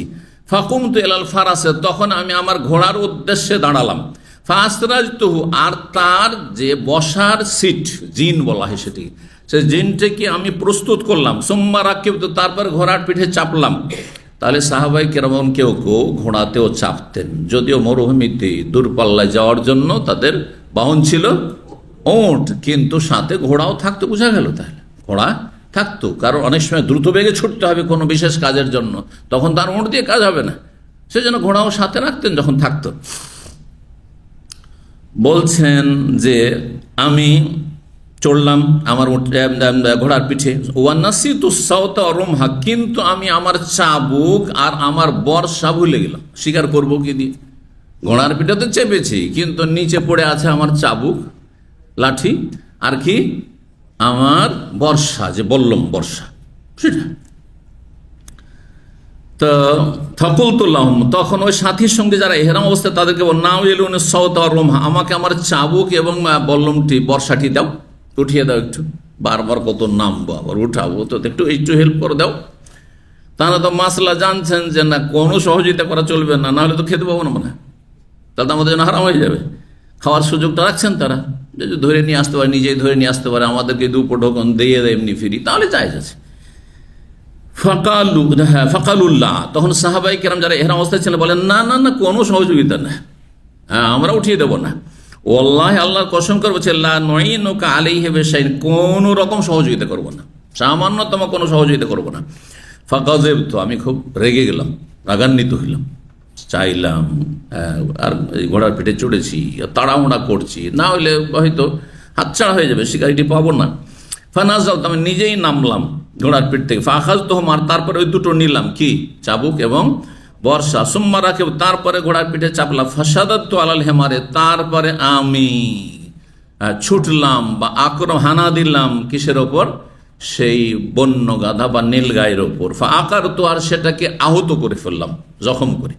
রক্ত যদি ঝরিয়ে দেওয়া হয় আর তারপরে সেটা যদি মারা যায়, রক্ত ঝরিয়ে দিয়েছেন, শিকার করার সময় রক্ত ঝরিয়ে দিয়েছেন, আর বিসমিল্লাহ বলে আপনি আঘাত করেছেন, বিসমিল্লাহ, আর তারপরে রক্ত ঝরিয়ে গেছে, যদি বেঁচে যাওয়া অবস্থায় পান তাহলে তো জবাই করবেন, তাই না? কিন্তু বেঁচে যাওয়া অবস্থায় পাননি, আপনি পালাতে পালাতে পালাতে মরেই গেছে, আর জবাই করার সুযোগ পেলেন না, তাহলে এই পশু খাওয়া যাবে? মাসলা কে বলে? যা বলবে সব এইভাবে না, যে বলবে হাত তুলুক। হ্যাঁ, একজন খাওয়া যাবে? খাওয়া যাবে, মাশাআল্লাহ। হ্যাঁ, বিসমিল্লাহ বলে, কিন্তু ও যে জবাই করতে পেল না, গলায় জবাই করা যা হলো না, লেগেছে, পেছন দিকে লেগেছে, রক্ত ঝরেছে, কিন্তু যদি রক্ত না ঝরে, বাড়ি খেয়েছে শুধু, লাঠির বাড়ি, হ্যাঁ, বা পাথরের বাড়ি, আর কোনো রক্ত ঝরেনি, তাহলে কিন্তু হারাম, তাহলে হারাম। কিন্তু যদি রক্ত ঝরে যায়, গলা যে জবাই হলো না, জবাইয়ের জন্য যে বিধান রয়েছে সেটা হইল না, তাহলে গলায় জবাই করা এইরকম পরিস্থিতিতে ফরজ নাই। যখন আপনি নিজেই ধরে পশুকে, হ্যাঁ, পশু আপনার হাতেই রয়েছে আর জবাই করছেন, তখন গলাতে জবাই করবে, যে তরিকা আছে, সন্ন্যতীয় তরিকা। কিন্তু ধরেন পশু নিজের বাড়ির, হ্যাঁ, গরু এমন পালিয়েছে যে ধরতেই পারছেন না, কোরবানির গরু অনেক সময় পালিয়ে যায়, এরকম এমন পালিয়েছে আর ধরতে পারলেন না, তাহলে আপনি আঘাত করে দেন, আপনি, হ্যাঁ, ধারালো অস্ত্র দিয়ে, আর তাতে যদি রক্ত ঝরে যায় আর তারপর ধরতেই পারলেন, সে মরে গেল, তাহলে সেটা বিসমিল্লাহ বললে, হ্যাঁ, আপনার জন্য হালাল হয়ে গেল। হ্যাঁ, ইজতিরারি, হ্যাঁ, আপনার তাজকিয়া মানে হালাল করা। তো মাসলা অনেক আছে, শিকারীর মাসলা, ইনশাআল্লাহ শিকারী পর্ব আসছে এক দুটি পর্ব পরে। বলছেন যে আমি তাকে আহত করলাম, সোম্মা যেহেতু বেহি, তারপর সেটা ধরে নিয়ে আসলাম, ওখাদ মাতা, কিন্তু যখন নিয়ে আসলাম তখন অলরেডি মারাই গেছে। হ্যাঁ, নীলগাইটি মরে গেছে। এই জন্য মাসলা বললাম যে মরে গেল তো মরা জন্তু খাওয়া যাবে? কি জন্য খাওয়া যাবে? হ্যাঁ, রক্ত ঝরিয়েছে আর বিসমিল্লাহ বলবে, হ্যাঁ, অস্ত্র ছেড়েছেন। মা আনহারাদ্দম হাদিসে রয়েছে, শুনেন, মা আনহারাদ্দম ওয়া যুকিরা ইসমুল্লাহ আলী, যদি রক্ত ঝরিয়ে দেয়, হ্যাঁ, আপনার ধারালো অস্ত্র রক্ত ঝরিয়ে দেয় আর আল্লাহর নাম উল্লেখ করা হয়, বিসমিল্লাহ, আর রক্ত ঝরে গেছে, যে কোনো জায়গায় শরীরে লেগেছে, তাহলে হালাল, ফকুলু, তাহলে খাও, নবী সাল্লাল্লাহু আলাইহি ওয়াসাল্লাম বলেছেন। তো বলছেন মাত, সেই জন্তুটি নীলগাইটি মরে গেছে,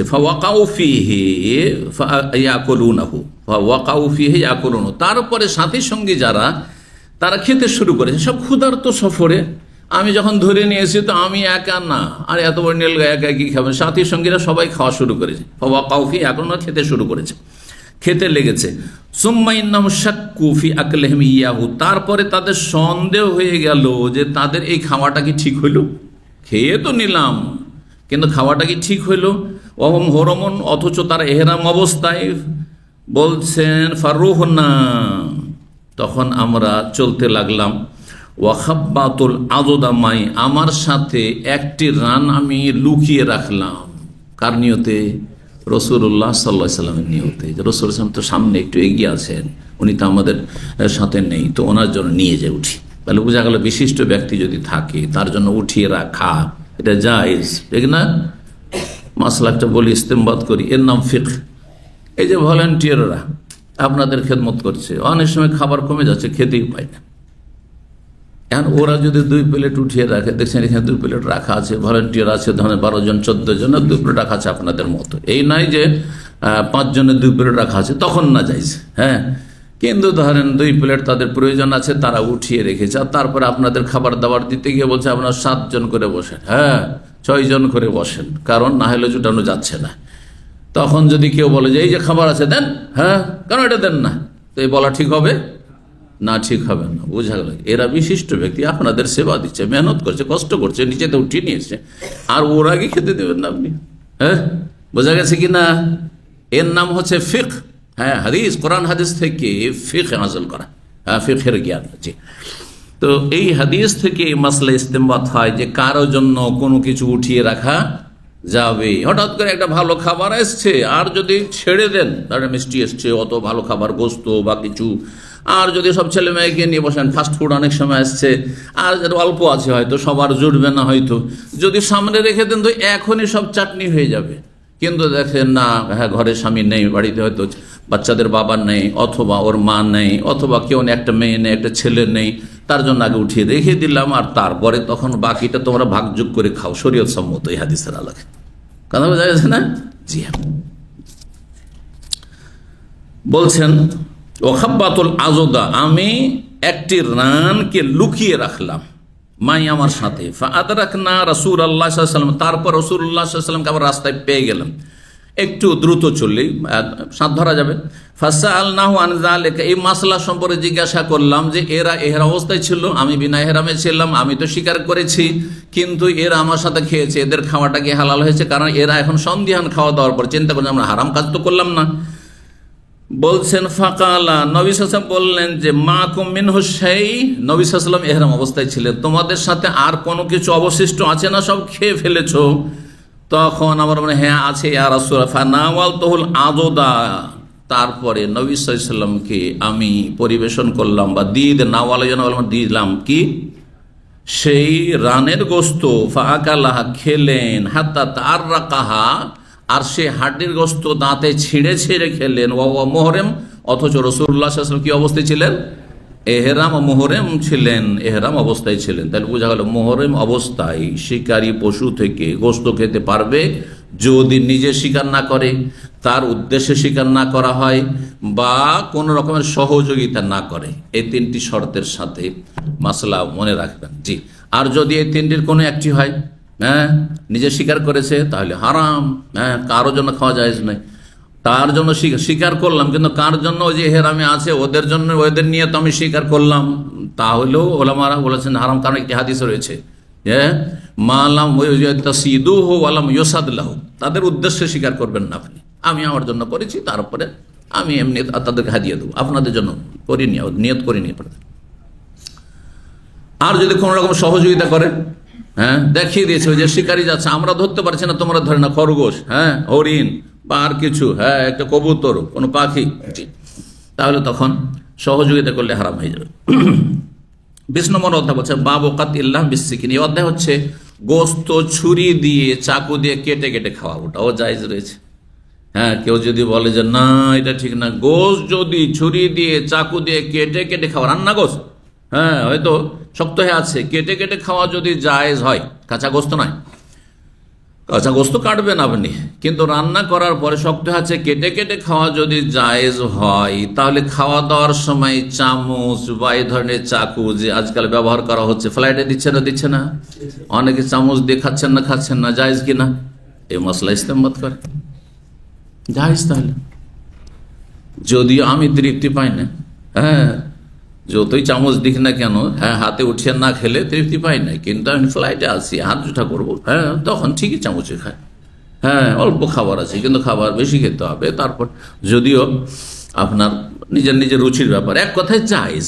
এটাকে বিলাসিতা নিলে হবে না, এটা বিলাসিতা হয়ে গেল সুতরাং এটা না জায়েজ, অথবা এটা মকরু, এইসব ফতোয়া চলবে না, জায়েজ আছে।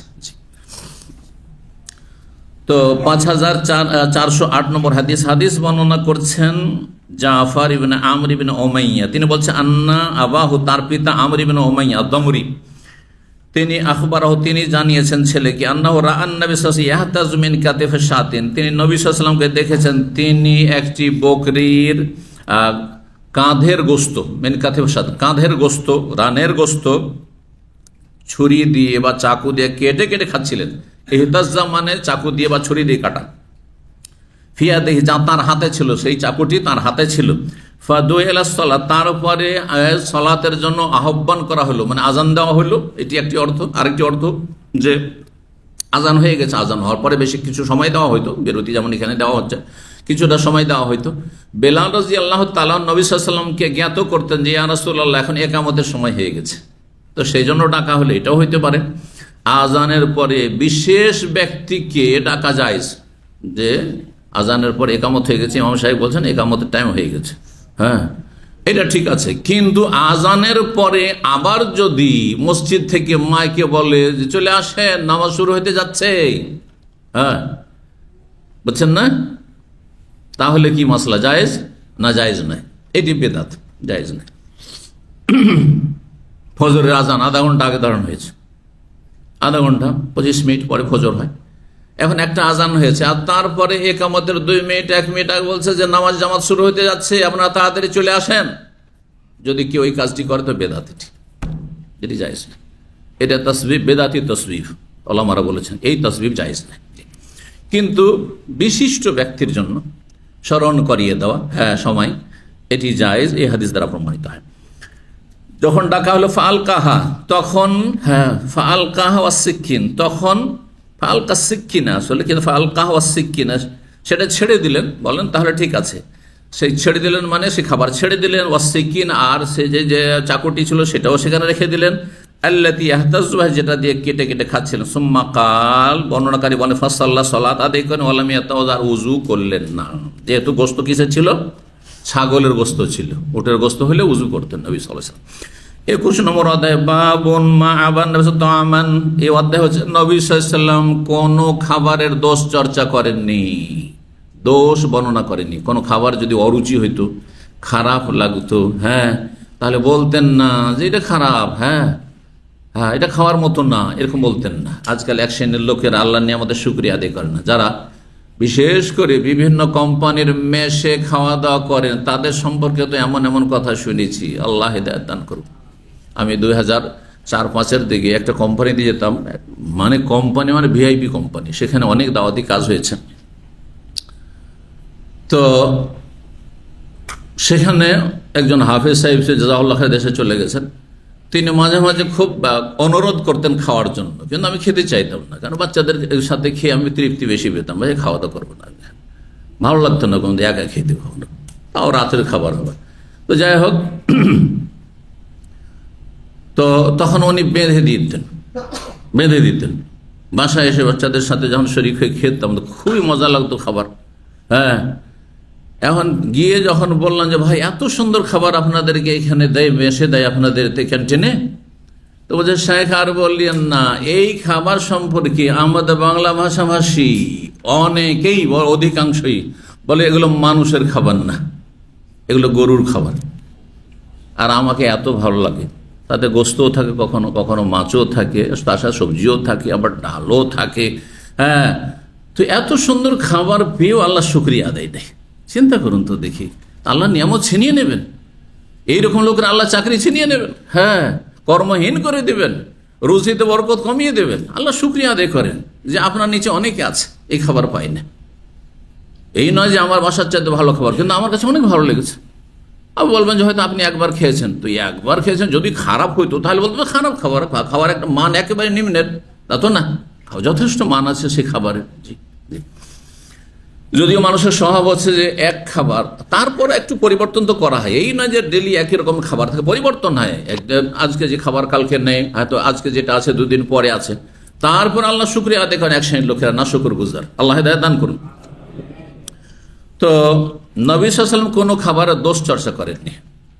যারা একটু গরম মেজাজের স্ত্রী কখনো কখনো কি করে, একদিন ঝাল বেশি করে দিল, হ্যাঁ একদিন লবণ কমিয়ে দিল, আর একদিন লবণ বেশি করে দিল, ডেলি শুধু হ্যাঁ গিরগির করতেই থাকে, গিরগির। এখানকার লোকেরা বুঝবেন, কিন্তু আমার আলোচনা বাইরে চলে যাবে তো ওরা বুঝবে না, মানে বকর বকর করতে থাকে শুধু, হ্যাঁ বকা ঝকা করতে থাকে, বুঝতে পারছেন? এগুলো বদ অভ্যাস।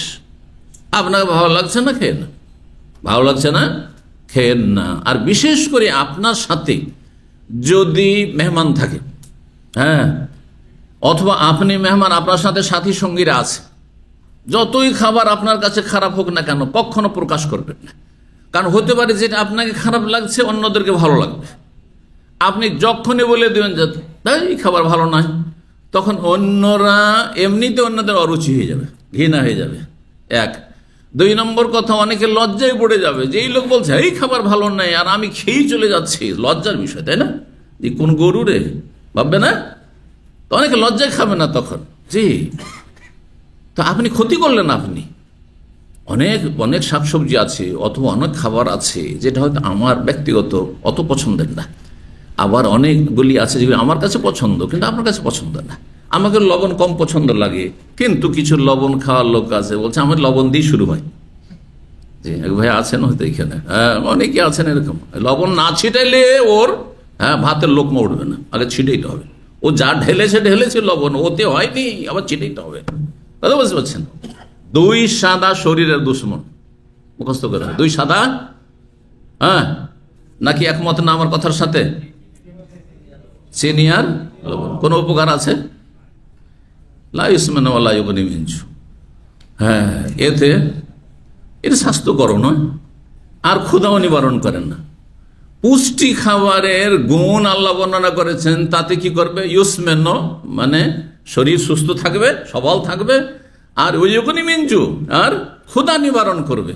তা আপনি চিনি যদি খেয়ে বেশি করে, 250 গ্রাম চিনি খাবো আজকে, আর কিছুই খাবো না, রাত্রে বাঁচবেন? অসুস্থ হয়ে পড়বেন, হাসপাতালে ভর্তি করতে হবে। আচ্ছা লবণ আজকে লবণ খাবো শুধু রাত্রিবেলা, চলবে? তাহলে এমন খাবার আপনি অল্প স্বল্প খাবেন রে ভাই, যেটা শরীরকে ধ্বংস করে। যার প্রেশার আছে, আজকাল দুটো রোগ কমন রোগ বেশিরভাগ লোকের আছে, অনেকে চেক করায় না, এটা অমূর্খামি। আবার অনেক ভাই বলে গৌরবের সাথে, আমি কোনোদিন সুগার আর প্রেশার চেক করি না, কারণ চেক করলে টেনশন হবে, ওই এইভাবে হার্ট অ্যাটাক করে কখন মরে যাবে। চেক করবেন না মানে সতর্ক হইতে পারবেন না আপনি, পাগলামি এটা আসলে। আরে ভাই চেক করেন, আপনার সুযোগ সুবিধা আছে, বেশি পয়সা লাগছে না, তারপরে আপনার ইন্স্যুরেন্স আছে, কেন করবেন না আপনি? হ্যাঁ, এটা ভুল কথা যে আমি চেক করে না, খুব ভালো, আমি টেনশন মুক্ত আছি, কিন্তু এদিকে যে আপনার বিপদ ঘনিয়ে এসছে বুঝছেন না আপনি, সতর্ক হওয়ার কোনো সুযোগ নেই। হঠাৎ করে এমন হইল আর হাসপাতালে নিয়ে কাজ হইল না, মৃত ঘোষণা করে দেওয়া হইল। আগে থেকে একটু খুঁজো, হিজরকম আল্লাহ কোরআনে বলেছেন সতর্কতা সাবধানতা অবলম্বন করো, কোরআনের নির্দেশ। এগুলো হচ্ছে মৌলিক নীতিমালা, উসুল কোরআনে কারীমের। সাবধান, যে কোনো জায়গায় সাবধান থাকো, ঝুঁকিপূর্ণ অবস্থায় যেও না। তো কথা হচ্ছে যে আজকালকার কমন দুটো রোগ হচ্ছে, একটি হচ্ছে প্রেসার, বিপি হাই হওয়া, আর একটি হচ্ছে সুগার। আর দুটোই ক্ষতি করে এই দুই সাদা, ঠিক কিনা? আমি যদি একদিন লবণওয়ালা তরকারি খাই তো প্রেশার হাই হয়ে যাবে। লবণওয়ালা তরকারি এই জন্য খাই না, অভ্যাস করে নিয়েছি, বিষ লাগে আমাকে। চিনি আলহামদুলিল্লাহ সুগার নেই, কিন্তু চিনি এক সময় তো মিষ্টি ওই যারা সুন্নত মনে করে ওদের মতোই ধরে নেয়। সুন্নত মনে করতাম না, কিন্তু এত ভালো লাগতো, কারণ এই বড় বড় গুড়ের চাকি হতো, 50 কিলো 40 কিলো গুড়ের চাকি হইতো। আমার মামার বাড়িতে নানা নানির ঘরে রাখা থাকতো। কখনো চাকু দিয়ে কেটে খেতাম, দাঁতে কামড় দিয়েও খেতাম ছোটকালে। এত নেশা ছিল গুড় খাবার, কথা বুঝতে পারছেন? মিষ্টি আর এই সব যেসব মিষ্টি জাতীয় খাবার খুব পছন্দের ছিল, কিন্তু কয়েক বছর থেকে সতর্কতামূলক খুব কমই খাই, খুব কমই খাই। কিন্তু অসুবিধা কিছু নেই, আমি খেলে যে অসুবিধা আছে তাও নেই, আলহামদুলিল্লাহ। খাই আমি, আবার খেজুর খাই, খেজুর খুবই বেশি খাই। একজন শেখ আমাকে বলছেন যে খেজুর তো আমার মূল খাদ্য, দামামি আছেন ওই শেখ, খুব বিজ্ঞ আলেম। তো সাথে মাঝে মাঝে উঠা বসা হয় ওনার মসজিদে। তো বলেন যে আমার তো মূল খাদ্যই হচ্ছে খেজুর, এখনও যারা পরিষ্কার মানুষ। তো আমি খেজুর নিয়মিত সকালবেলা খাই, প্রায় 3টা থেকে 7টা পর্যন্ত। 3টে খেজুর খেয়ে আসুন, নাস্তার কাজ করে আপনার। আর 7টা খেয়ে তো আমি সাহারি খেয়েছি, এই কয়েক বছরে 7টা খেজুর খেয়ে আমি সাহারি করেছি, সারাদিন রোজা রেখেছি। অন্য দিনে যেদিন ভাত খেয়েছি, রুটি খেয়েছি, পরোটা খেয়েছি, তার চেয়ে অনেক বেশি সুস্থতা অনুভব করেছি এবং ভালো লেগেছে আমাকে, এনার্জি শরীরে থেকেছে, পরীক্ষিত জিনিস এগুলো। কিন্তু অভ্যাসের বিষয় রয়েছে। আপনি যদি সব পেটের দিকে তাকান, যে রে পেটটা খালি হয়েছে, কিছু নাই রে, মায়া লাগছে পেটের উপর, তাই হবে?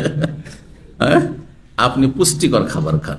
তো এই যে কথা বলছিলাম যে লবণ আর আপনার এই চিনি, এগুলি খাবার পুষ্টিকর না, এগুলি হচ্ছে সহযোগী খাবার। মানে কোন একটা খাবার স্বাদ লাগবে না, সেজন্য একটু লবণ দিতে হবে, স্বাদ লাগবে না সেজন্য একটু মিষ্টি দিতে হবে, কখনো মিষ্টি কখনো লোনা, এই আর কি। তো চলেন, নবী সাল্লাল্লাহু আলাইহি ওয়াসাল্লাম কোনো খাবারের দোষ চর্চা করতেন না, বড় হিকমত রয়েছে। সাথী সঙ্গীরা খেতে চাইবে, আমি যদি দোষ চর্চা শুরু করি তো সবাই হাত উঠিয়ে নেবে, খাবে না।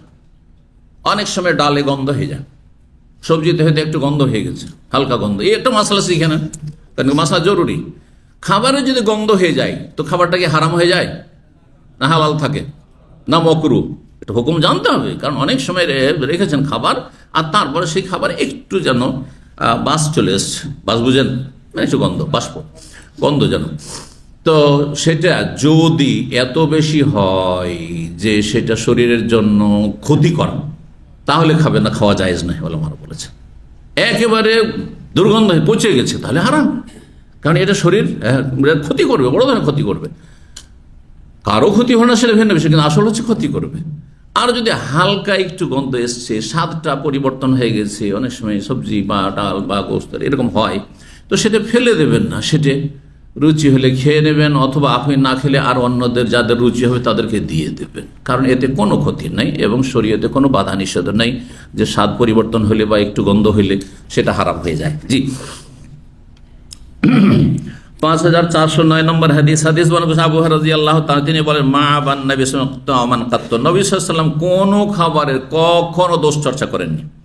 ইনিশতাহাহু আকালাহু, পছন্দ লাগলে রুচি হলে খেয়ে ফেলতেন।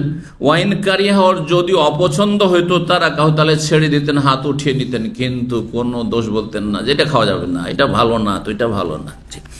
22 নম্বর বাবুন নাফখি ফিশ শাইরি, অধ্যায় হচ্ছে জবে ফুঁক দেওয়া।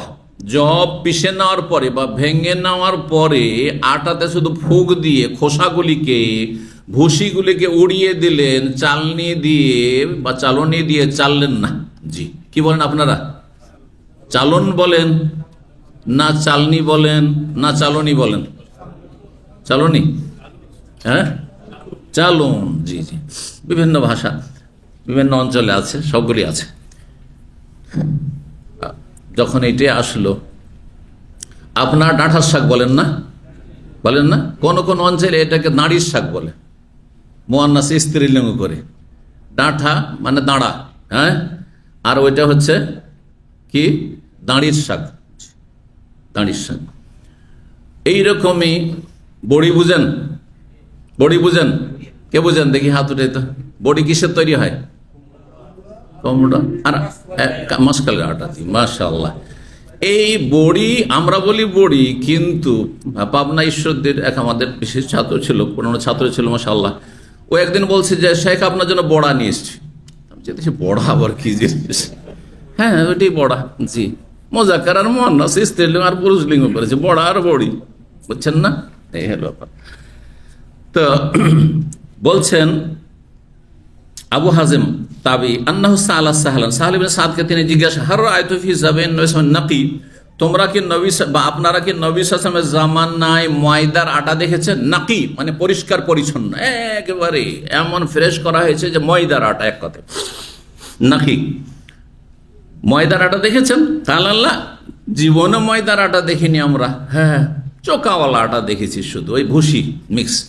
ফাকুল তো তখন আমি বললাম, আবু হাজম বলছেন, ফাহাল কুনতুম তানখুলুনা শাইরা, তাহলে কি আপনারা জবকে চালনে দিয়ে চালতেন না? কালাল্লাহ, জীবনে কখনো আমাদের এই যে চালনে দিয়ে বা চালন দিয়ে চালা এই অবস্থা ছিল না, এরকমের কোনো সিস্টেম ছিল না। ওয়ালা কিন্তু তাহলে কি করতাম? তাহলে জবে তো অনেক ভুসি থাকে, খাওয়া যাবে? যদি জবকে এমনি পিষে নিয়ে পুরোটাই খেয়ে নেয়, এত চোকা কি আর খাওয়া যায়?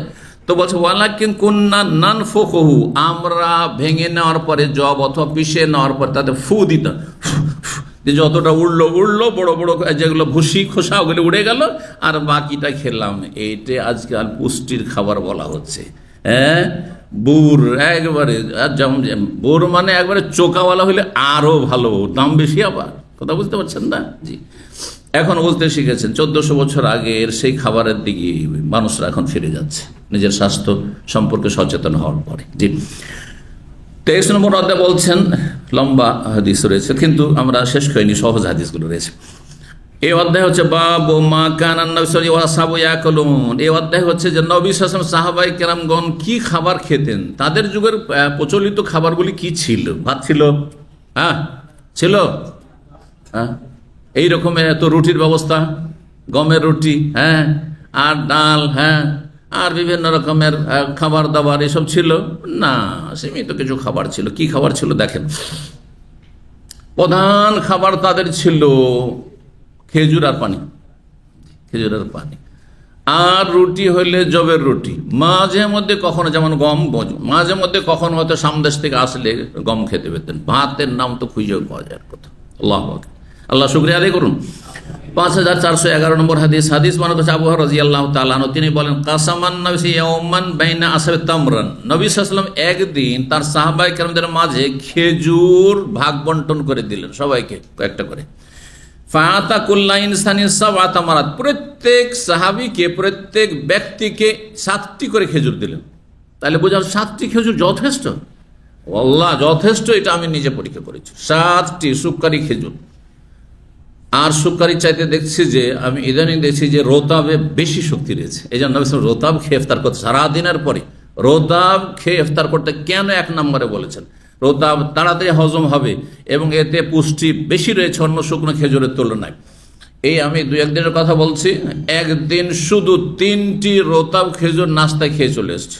সেই দিন আর অন্য কিছু খাইনি, চা খাই 1 কাপ, সেটাও খাইনি, আর একটা হয়তো ছোট্ট ব্রেড খায় অথবা 2 পিস ব্রেড খায়, সেটাও খাইনি।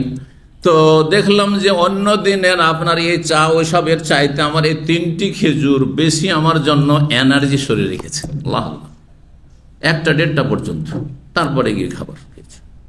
আলহামদুলিল্লাহ, এগুলো পরীক্ষিত বলছি আপনাদেরকে। সুতরাং অভ্যাস করুন উপকারী যেগুলি খাবার সেগুলিতে।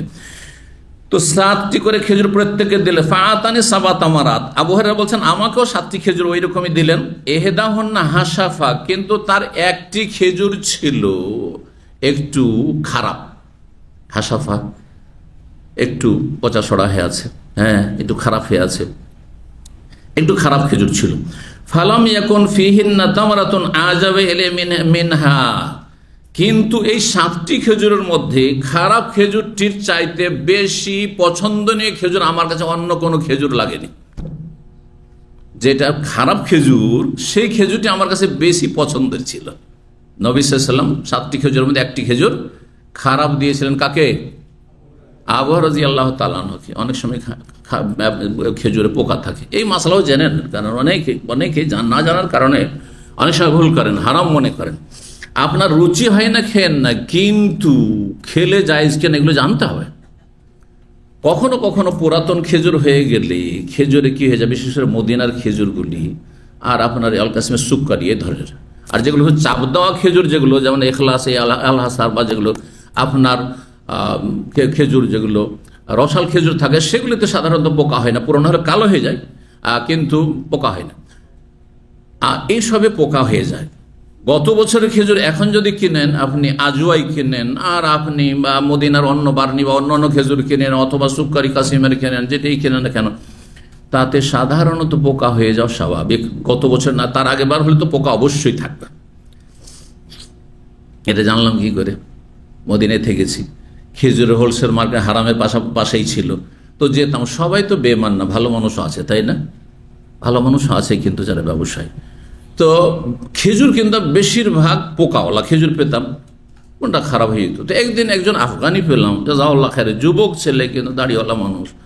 তো ভাবলাম যে এর কাছে সত্যতা একটু জানি, যে আমি পোকা থেকে বাঁচবো কি করে, কারণ অরুচি হয়ে যায়। একটা পোকা দেখলে বাকি আর অন্যগুলো মানে নিতেই ভয় লাগে, যেন এটা অভ্যাস। তো জিজ্ঞেস করলাম যে আচ্ছা, আমি পোকা মুক্ত খেজুর কেমন করে বুঝবো? খেজুর তো সব দেখতে একই রকম, এইটাও আজও ওইটাও আজও, কিন্তু পোকা যেন না হয়, হ্যাঁ, কেমন করে বুঝবো? তো বললেন যে জিজ্ঞেস করবেন যে এই বছরের খেজুর কোনটা, অথবা আপনি দেখবেন এই খেজুরটা ফ্রেশ, এই বছরে লাগছে কিনা। যদি নতুন খেজুর হয় তাহলে কখনো তাতে পোকা থাকবে না। আর গত বছর বা তার আগের বছরগুলির যদি খেজুর হয়, যতই কোয়ালিটি ভালো হোক না কেন, তাতে পোকা থাকা স্বাভাবিক। বুঝতে পেরেছেন? জি। তো পোকা যদি পেয়ে যান কোনো খেজুরে, তো সেই খেজুর খাওয়া জায়েজ কি না? উত্তর দেবেন আপনারা, মুফতি। হ্যাঁ, যে বলবে হাত তুলবে। হ্যাঁ, জায়েজ। আচ্ছা, এমনি গুলি ছুড়লেন। আচ্ছা, পোকা ফেলে দিয়ে খাওয়া জায়েজ না পোকা সহ খাওয়া জায়েজ? এখন আর এক মাসলা। হ্যাঁ, ফেলে দিয়ে কে বলছে পোকা সহ খাওয়া যাবে না? হ্যাঁ, আচ্ছা, রুচি হয় না সেটা তো, কারো যদি গরু রুচি না হয়, হ্যাঁ, এই গন্ধের, পাঁঠার গোস্ত অনেকে রুচি হয় না, তো বলে হারাম কত দিয়ে দিবেন নাকি? কথা বুঝতে পেরেছেন? ওটা ভিন্ন বিষয়। তো যদি পোকা থাকে, সাদা পোকা, এই যে সাদা পোকাগুলো থাকছে, দেখতে অরুচিকর, কিন্তু আপনি দেখলেন না, আপনি খেয়ে ফেললেন, আপনি জায়েজ কিনা? না হারাম খেয়ে ফেললেন? জায়েজ। আপনার রুচি হয়তো খেতে পারেন, অথবা না দেখে খেতে পারেন। হ্যাঁ, না দেখে খেতে পারেন, জি, যে খেতে পারবে। আর যদি রুচি হয় আপনি ফেলে দেন, রুচি না হয়, অরুচি হয়, তাহলে আপনি খেয়ে না। কারণ অরুচি হওয়ার পরে যদি খান, তাহলে শরীরের ক্ষতি হতে পারে, শরীর স্বাস্থ্যের সেটাতে ক্ষতি করতে পারে। জি, তাহলে মাসলা হিসাবে জানি না, কারণ এতে রক্ত নেই। এই যে পোকা, সাদা পোকা, যদিও অরুচির, কিন্তু এর মধ্যে কোনো রক্ত আছে? রক্ত নেই। তো খারাপ লাগছে, অনেক সময় অভাব থাকতে পারে। মাসলা এই জন্য জানতে হবে যে আজকে না হয় আপনি সচ্ছল, কিন্তু এমন পরিস্থিতি আজকে ফিলিস্তিনে, গাজায় মুসলিম ভাই বোন তাদের কচি কাচারা খাবার পাচ্ছেন না। আল্লাহ না করে এরকম পরিস্থিতি হয়, যাদের এরকম পরিস্থিতি হয়েছে তাদের কাছে যদি পোকাওয়ালা খেজুর থাকে, আর সে ফেলতে থাকবে না খাবে? তাহলে হুকুম জানতে হবে তাকে, যে হারাম হলে খাওয়া চলবে না, তাহলে হ্যাঁ, অন্য কিছু তলাশ করতে হবে। হারাম নয়, যদি রুচি হয় খান, আর না হলে খেয়েন না। আমরা মালদহের মানুষ, আর মালদহি আম বুঝেন তো, ফজলি আম, এই বড় বড়, হ্যাঁ, গাছ পাকা আম। আমরা অনেক সময় 2 কিলো 2.5 কিলোর বড় আম হইতো এক সময়। তো গাছ থেকে বেড়েও খেয়েছি ফজলি আমই মালদাহি আম। কোন এলাকায় মালদাহিয়া বুঝে, আর আসলে নাম হচ্ছে এটা ফজলি আম। আর একটি নাম আছে ওর, কলম আম, ওটাকে আমরা আবার কলম বলতো আঞ্চলিক ভাষায়। তো এই আম আমরা খেতাম। আমি কখনো কখনো খুব বেশি পেকে গেলে পোকা হয়ে যায়। তো এগুলো গ্রামে গঞ্জের মূর্খদের কথা, হ্যাঁ, মহিলাদের কথা আর মূর্খদের কথা শুনতাম, যে কলকাতার লোকেরা রাত্রে আম খায়। হাসার কথা, এগুলো ছোটকালকার কথা বলছে আপনাদের, হ্যাঁ, যাতে অভিজ্ঞতা হয়। হ্যাঁ, যে আমাদের সমাজে কুসংস্কার, জেহালাত আর ভুল ধারণা অনেক আছে। কলকাতার লোকেরা রাত্রে আম খায়, তো কেন? তো বলছে ওই যে আম বেশি পেকে এখান থেকে যেতে, মালদহ থেকে 300-350 কিলোমিটার কলকাতা যেতে যেতে আম পেকে পচে যায়, তখন ওতে পোকা হয়ে যায়। এখন পয়সা দিয়ে তারা তো আমাদের মতো ফ্রি আম খেতে পায় না, আমরা ফ্রি আম পাই, তারা তো ফ্রি খেতে পায় না, সুতরাং কিনতে হয়। তো কিনবে পয়সা দিয়ে আর ফেলে দিবে পোকা দেখে, এই জন্য রাত্রে খায় সব সহ। কথা বুঝতে পেরেছেন? এগুলো হাস্যকর গাল গল্প সমাজের। যাই হোক, কিছু আজকে গাল গল্প শুনিয়ে দিলাম, আল্লাহ মাফ করুন, কিন্তু উপকারের জন্য। যদি রুচি হয় আর সামান্য হয় খেতে পারেন, কিন্তু যদি খুব বেশি হয় অরুচি করে কখনো কোনো কিছু খাবেন না। জবরদস্তি, অনেক মূর্খ বাপ আছে, মা আছে, জবরদস্তি ছেলেকে খাওয়াবে, মেয়েকে খাওয়াবে, ও খেতে চাই না, সবজি খেতে চাই না, তুই খাবি না, ভাত থালা টেনে নিল, গাইতে হবে তোকে, তোর বাপকে খেতে হবে। আস্তাগফিরুল্লাহ। করে না, করে না, এগুলো ভুল। এই তরিকা, এটা তরবিয়তের তরিকা নয়। এ তো ছেলেমেয়েরা বিদ্রোহী হয়ে যাবে, হ্যাঁ, বিদ্বেষী হয়ে যাবে, বাপ মা বিদ্বেষী হয়ে যাবে, অভিভাবক বিদ্বেষী হয়ে যাবে, হ্যাঁ, হিতে বিপরীত হবে। কখনো করবেন না, আস্তে আস্তে অভ্যাস করেন, একটু একটু করে অভ্যাস করেন। যেটা খেতে চাই না জবরদস্তি করবেন না। অনেক বাচ্চারা আছে, হয়তো ও চিকেন বেশি পছন্দ করে, গরু খেতে চাবে না, খাসি খেতে চাবে না, তুই খাবি না কেন, মাছ খেতে চাবে না, জবরদস্তি খেতে হবে। একটু একটু করে আস্তে আস্তে অভ্যাস করান, কারণ এটা তার শরীর স্বাস্থ্যের জন্য ক্ষতি করবে, তার মানসিক অবস্থার উপর কুপ্রভাব পড়বে, আপনি তার সব খারাপ করবেন আপনি। হ্যাঁ, এইরকম কাজ করবেন না। তরবিয়তের একটা তরিকা আছে, আল্লাহ যেন তৌফিক দান করেন। জি, জাযাকুমুল্লাহ খায়রান। তো বলছিলাম এই হাদিস কেন তাকে পছন্দ লেগেছিল সেই খারাপ খেজুরটি, তার খারাপ খেজুরটি শক্ত হয়েছিল, বেশি শক্ত ছিল। নরম ছিল যে 6টি খেজুর, নরম খেজুর তো তাড়াতাড়ি করে তিনি চিবিয়ে খেয়ে ফেলেছেন, তো পেটে চলে গেছে। কিন্তু এই খেজুরটি কেন বেশি পছন্দ, খারাপ খেজুরটি? বলছে সাদ্দাত ফি মাদাগি, আমার মাড়িতে বা আমার দাঁতে সেটা শক্ত হয়ে দীর্ঘ সময় লেগেছিল, তাই একটু মিষ্টি মিষ্টি ভাবটা দীর্ঘ সময় পেয়েছি, আর চুষতে থেকেছি দীর্ঘ সময়, তো আমার ক্ষুধাটা মিটেছে, এই জন্য আমাকে বেশি মজা লেগেছে।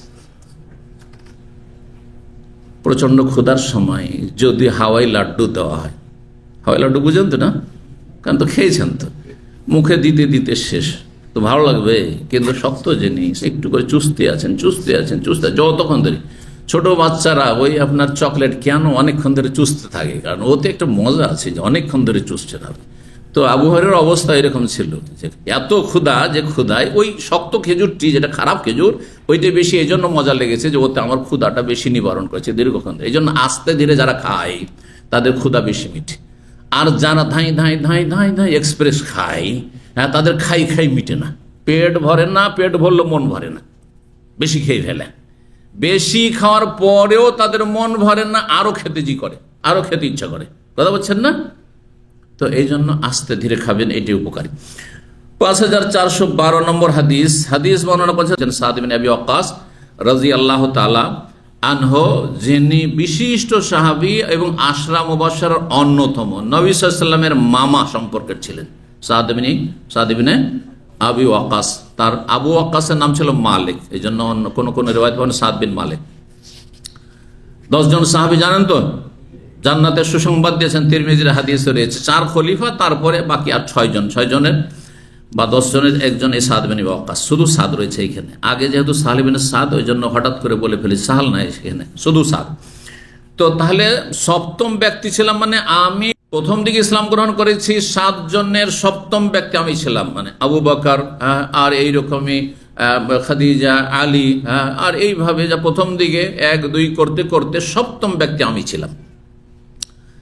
আর এমন আমরা কষ্ট করেছি, এক সময় কোনো খাবার দাবার ছিল না, তার মধ্যে একটা শেবে আবি তালেবে যখন বয়কট করেছিল মক্কার লোক, তখনকার কষ্ট, তখনকার ঘটনা হইতে পারে। তো আমরা কি খেয়েছি সেই সময়? বাবলার পাতা আমরা খেয়েছি, যার ফলে আমাদের পায়খানা হয়তো বকরির নেদির মতো, মাতাজাউ শাহ, বকরির নেদির মতো। সুম্মা আসবাহাত বানু আসাদ, তারপরে এই বানু আসাদ গোত্র, কুফার লোকেরা, এরা কুফায় বসবাস করত, তোয়াজ্জেরুনি আল ইসলাম, ইসলামের ক্ষেত্রে আমাকে তিরস্কার করছে, আমাকে ইসলাম শিখাইতে এসছে, আমাকে আদব কায়দা শিখাইতে এসছে, হালাল হারাম আর নামাজের তরিকা শিখাইতে এসছে। ঘটনা তাহলে আছে, ঘটনা এই যে নবী সাল্লাল্লাহু আলাইহি ওয়াসাল্লামের পরে সাদ ইবনে আবি ওয়াক্কাস রাদিয়াল্লাহু তাআলা আনহুকে ওমর রাদিয়াল্লাহু তাআলা আনহুর জামানায় এই কুফার গভর্নর বানানো হয়েছিল। আর তখনকার গভর্নর যারা আমির হইতেন শহরের, তারাই ইমামতি করতেন। কি করতেন? তারা ইমামতি করতেন। তো ইমামতি করতেন আর সুন্নতি তরিকা যেমন নবী সাল্লাল্লাহু আলাইহি ওয়াসাল্লামকে দেখেছেন নামাজ পড়াইতেন, ওই রকমই নামাজ পড়াইতেন। কিন্তু সেখানকার কিছু বদ প্রকৃতির লোকেরা আর কুফার লোক, এরাকের লোকেরা ফিতনাবাজ, আর যুগে যুগে বিভিন্ন রকমের ফিতনা মাথা চাড়া দিয়েছে সেখান থেকে। তো তার একটি ফিতনা এই ছিল, সাদ বিন আবি ওয়াক্কাস রাদিয়াল্লাহু তাআলা আনহু সম্পর্কে বিরূপ মন্তব্য করা শুরু করলো। এমনকি তারা ভিতর কমপ্লেন, অভিযোগ পাঠাইলো আমিরুল উমারের কাছে যে সাদ বিন আবি ওয়াক্কাস এমন লোককে আমাদের আমির গভর্নর বানিয়েছেন আর ইমামতি করে যে সে ইমামতি করতে জানে না, নাউযুবিল্লাহ, সে নামাজ পড়াইতে জানে না। 3টি অভিযোগ করেছে। ইন্নাহু লা ইউহসিনু বিস-সালাতি, সে ভালো করে নামাজ পড়ায় না, নামাজ পড়াইতে জানে না। আর ওয়ালা ইয়াকসু বিস-সাবিয়া, গনিমতের ধন সম্পদ আছে, বাইতুল মালের ধন সম্পদ, হ্যাঁ, ভাগ বন্টনে অবিচার করে, স্বজন প্রীতি করে, ঠিকভাবে বন্টন করে না, নাইনসাফি করে। ওয়ালা ইয়াদলু বিল কাজিয়া, কোনো কেস এর ক্ষেত্রে, কোনো সমস্যার ক্ষেত্রে তিনি ইনসাফ সুবিচার করেন না, নাই বিচার করেন না, অবিচার করেন। 3টি একবার ডাহা মিথ্যা কথা ছিল। ওমর রাদিয়াল্লাহু তাআলা সাদ বিন আবি ওয়াক্কাসকে ডেকে পাঠালেন যে তুমি আসো, তোমার বিরুদ্ধে কমপ্লেন হয়েছে। মদিনায় আসলেন, তার কাছ থেকে শুনলেন। তিনি বললেন কসম করে যে যেভাবে আমি নিজে স্বচক্ষে দেখেছি নবী সাল্লাল্লাহু নামাজ পড়াতে, সেভাবে নামাজ পড়াই, আর আমি ইনসাফের সাথে আমি বিচার করি, আর তারপরে মানুষের মাঝে আমি ঠিকভাবে বন্টন করি। এক কথায় নিজের ডিফেন্স করলেন। আর তারপরে তখন তদন্তের জন্য পাঠালেন এখানে ওমর রাদিয়াল্লাহু, দেখি একটু তদন্ত করা যাক, সরকারের দায়িত্ব হচ্ছে তাহলে সরজমিনে তদন্ত করা। তদন্তে এসে জিজ্ঞাসা করা শুরু হলো, কিন্তু কেউ কথা বলছে না এখন সাদ বিন আবি ওয়াক্কাসের বিরুদ্ধে, কোনো কথা বলছে না। একজন লোক কুখ্যাত, সেই ব্যক্তি এই বানু সাদ গোত্রের, সে বলল যখন জিজ্ঞাসা করাই হচ্ছে তাহলে তো আমাকে কিছু বলতে হয়। তখন এই কথাগুলি বলেছে, 3টি অভিযোগের কথা বলেছিল। আর 3টি যেহেতু মিথ্যা অভিযোগ করেছিল এই লোক, সেই জন্য 3টি বদদোয়া দিয়েছিলেন সাদ বিন আবি ওয়াক্কাস রাদিয়াল্লাহু তাআলা। 3টি বদদোয়া ওই বুড়ো লোককে লেগেছিল, ওই বুড়াকে। আর তারপরে সে বড়ই কষ্ট পেয়ে আর দীর্ঘায়িত হয়ে আর একেবারে অসহায় অবস্থায়, আর বুড়ো হওয়ার পরে 80-90 বছর বয়স হয়ে গেছে, আর দাসীদের পিছনে পিছনে নারী ফিতনায় লিপ্ত ছিল এই বদদোয়া পাওয়ার কারণে। জি। আর সে বলতো আসাবাতনি দাওয়াত সাদ বিন আবি ওয়াক্কাসের বদদোয়া আমাকে লেগে গেছে, এখন হুঁশ হয়েছে। এই জন্য মানুষ সম্পর্কে সীমা লঙ্ঘন করতে নেই। ভালো মানুষের বদনাম করবেন, কখন যে বদদোয়া লেগে যায়, আল্লাহর মায়ের পড়ে যায়, তখন আর সংশোধনের কোনো সুযোগ থাকবে না। আপনি ন্যায়সঙ্গত কথা বলবেন। জি। ওয়াকুলু কাওলান সাদীদা, সঠিক কথা বলবেন, বেঠিক কথা বলবেন না। তাই ওই দিকে ইঙ্গিত করে বলছে, বানু আসাদের লোকেরা আমাকে ইসলাম শিখাচ্ছে, আমাকে ইসলামের ক্ষেত্রে তিরস্কার করছে। খাসের তো এজান, তাহলে তো আমি ক্ষতিগ্রস্ত। ওয়াদাল্লা সাই, আমার জীবনটাই ব্যর্থ, আমার সারা জীবনের ইবাদতবন্দি মেহনতই ব্যর্থ। আমি কি এমন লোক, যেই লোক এমন কষ্ট করেছি যে আমি গাছের পাতা খেয়েছি রাসূলুল্লাহর সাথে। 5413 নম্বর হাদিস মনে করছেন আবু হাজেম বলছেন, আমি সাহাল বিন সাদকে জিজ্ঞাসা করলাম, হাল আকালা রাসূলুল্লাহ নাকি রাসূলুল্লাহ সাল্লাল্লাহু আলাইহি ওয়াসাল্লাম কি ময়দার আটার কোন রুটি খেয়েছেন? সাহাল বলেন, মা রা রাসূল নাকি, রাসূলুল্লাহ কখনো ময়দার আটাই দেখেননি। আল্লাহ, খাওয়া তো দূর কথা, ময়দার আটাই দেখেননি। মিন হিনা ইবতাসাহুল্লাহ, যখন থেকে তাকে আল্লাহ নবী করে পাঠিয়েছেন, হাত্তা কাবাদা, তার ইন্তেকাল পর্যন্ত 23 বছরের জীবনে কখনো তিনি একদিনও ময়দা রুটি খাননি, দেখেননি। ফাকুলতু, তখন আবু হাজেম বলছেন, হাল কানাত লাহু ফি আহাদি রাসূল মানাখিল, সেই যুগে কি চালুনের ব্যবস্থা ছিল আটা চালার জন্য? কালা না, মারা রাসূলুল্লাহ মুনখালান মিন হাইনা ইবতাসাহুল্লাহ হাত্তা কাবাদাহুল্লাহ, নবী সাল্লাল্লাহু আলাইহি ওয়াসাল্লাম যখন থেকে নবী হয়েছেন তখন থেকে শুরু করে তার ইন্তেকাল পর্যন্ত কোনদিন কোন সাহাবীর ঘরে কখনো নবী সাল্লাল্লাহু আলাইহি ওয়াসাল্লাম চালুন দেখেননি। মানে চালুনের ব্যবহারই ছিল না যে আটা চেলে খেতে হবে। জি। বলছেন তারপরে, কালা কুলতু কাইফা কুনতুম তাকুলুনা শাইর গায়রা মানখুল, তাহলে বিনা চালা এই জবের আটা এত চোকা ভুসি সহ কেমন করে আপনারা খেতেন? তাহলে কেমন করে খেতেন? এত চোকা কি আর খাওয়া যায়? কালা, তখন বলছেন সাহাল, কুন্না নাতহানুহু, আমরা পিষে নিতাম বা ভেঙে নিতাম। আর এই জন্য আপনার এই যে যেখানে করে পিষা হয়, মশলা পিষা বা আটা পিষা হয়, এগুলোকে মিথানা বলে, মিথানা।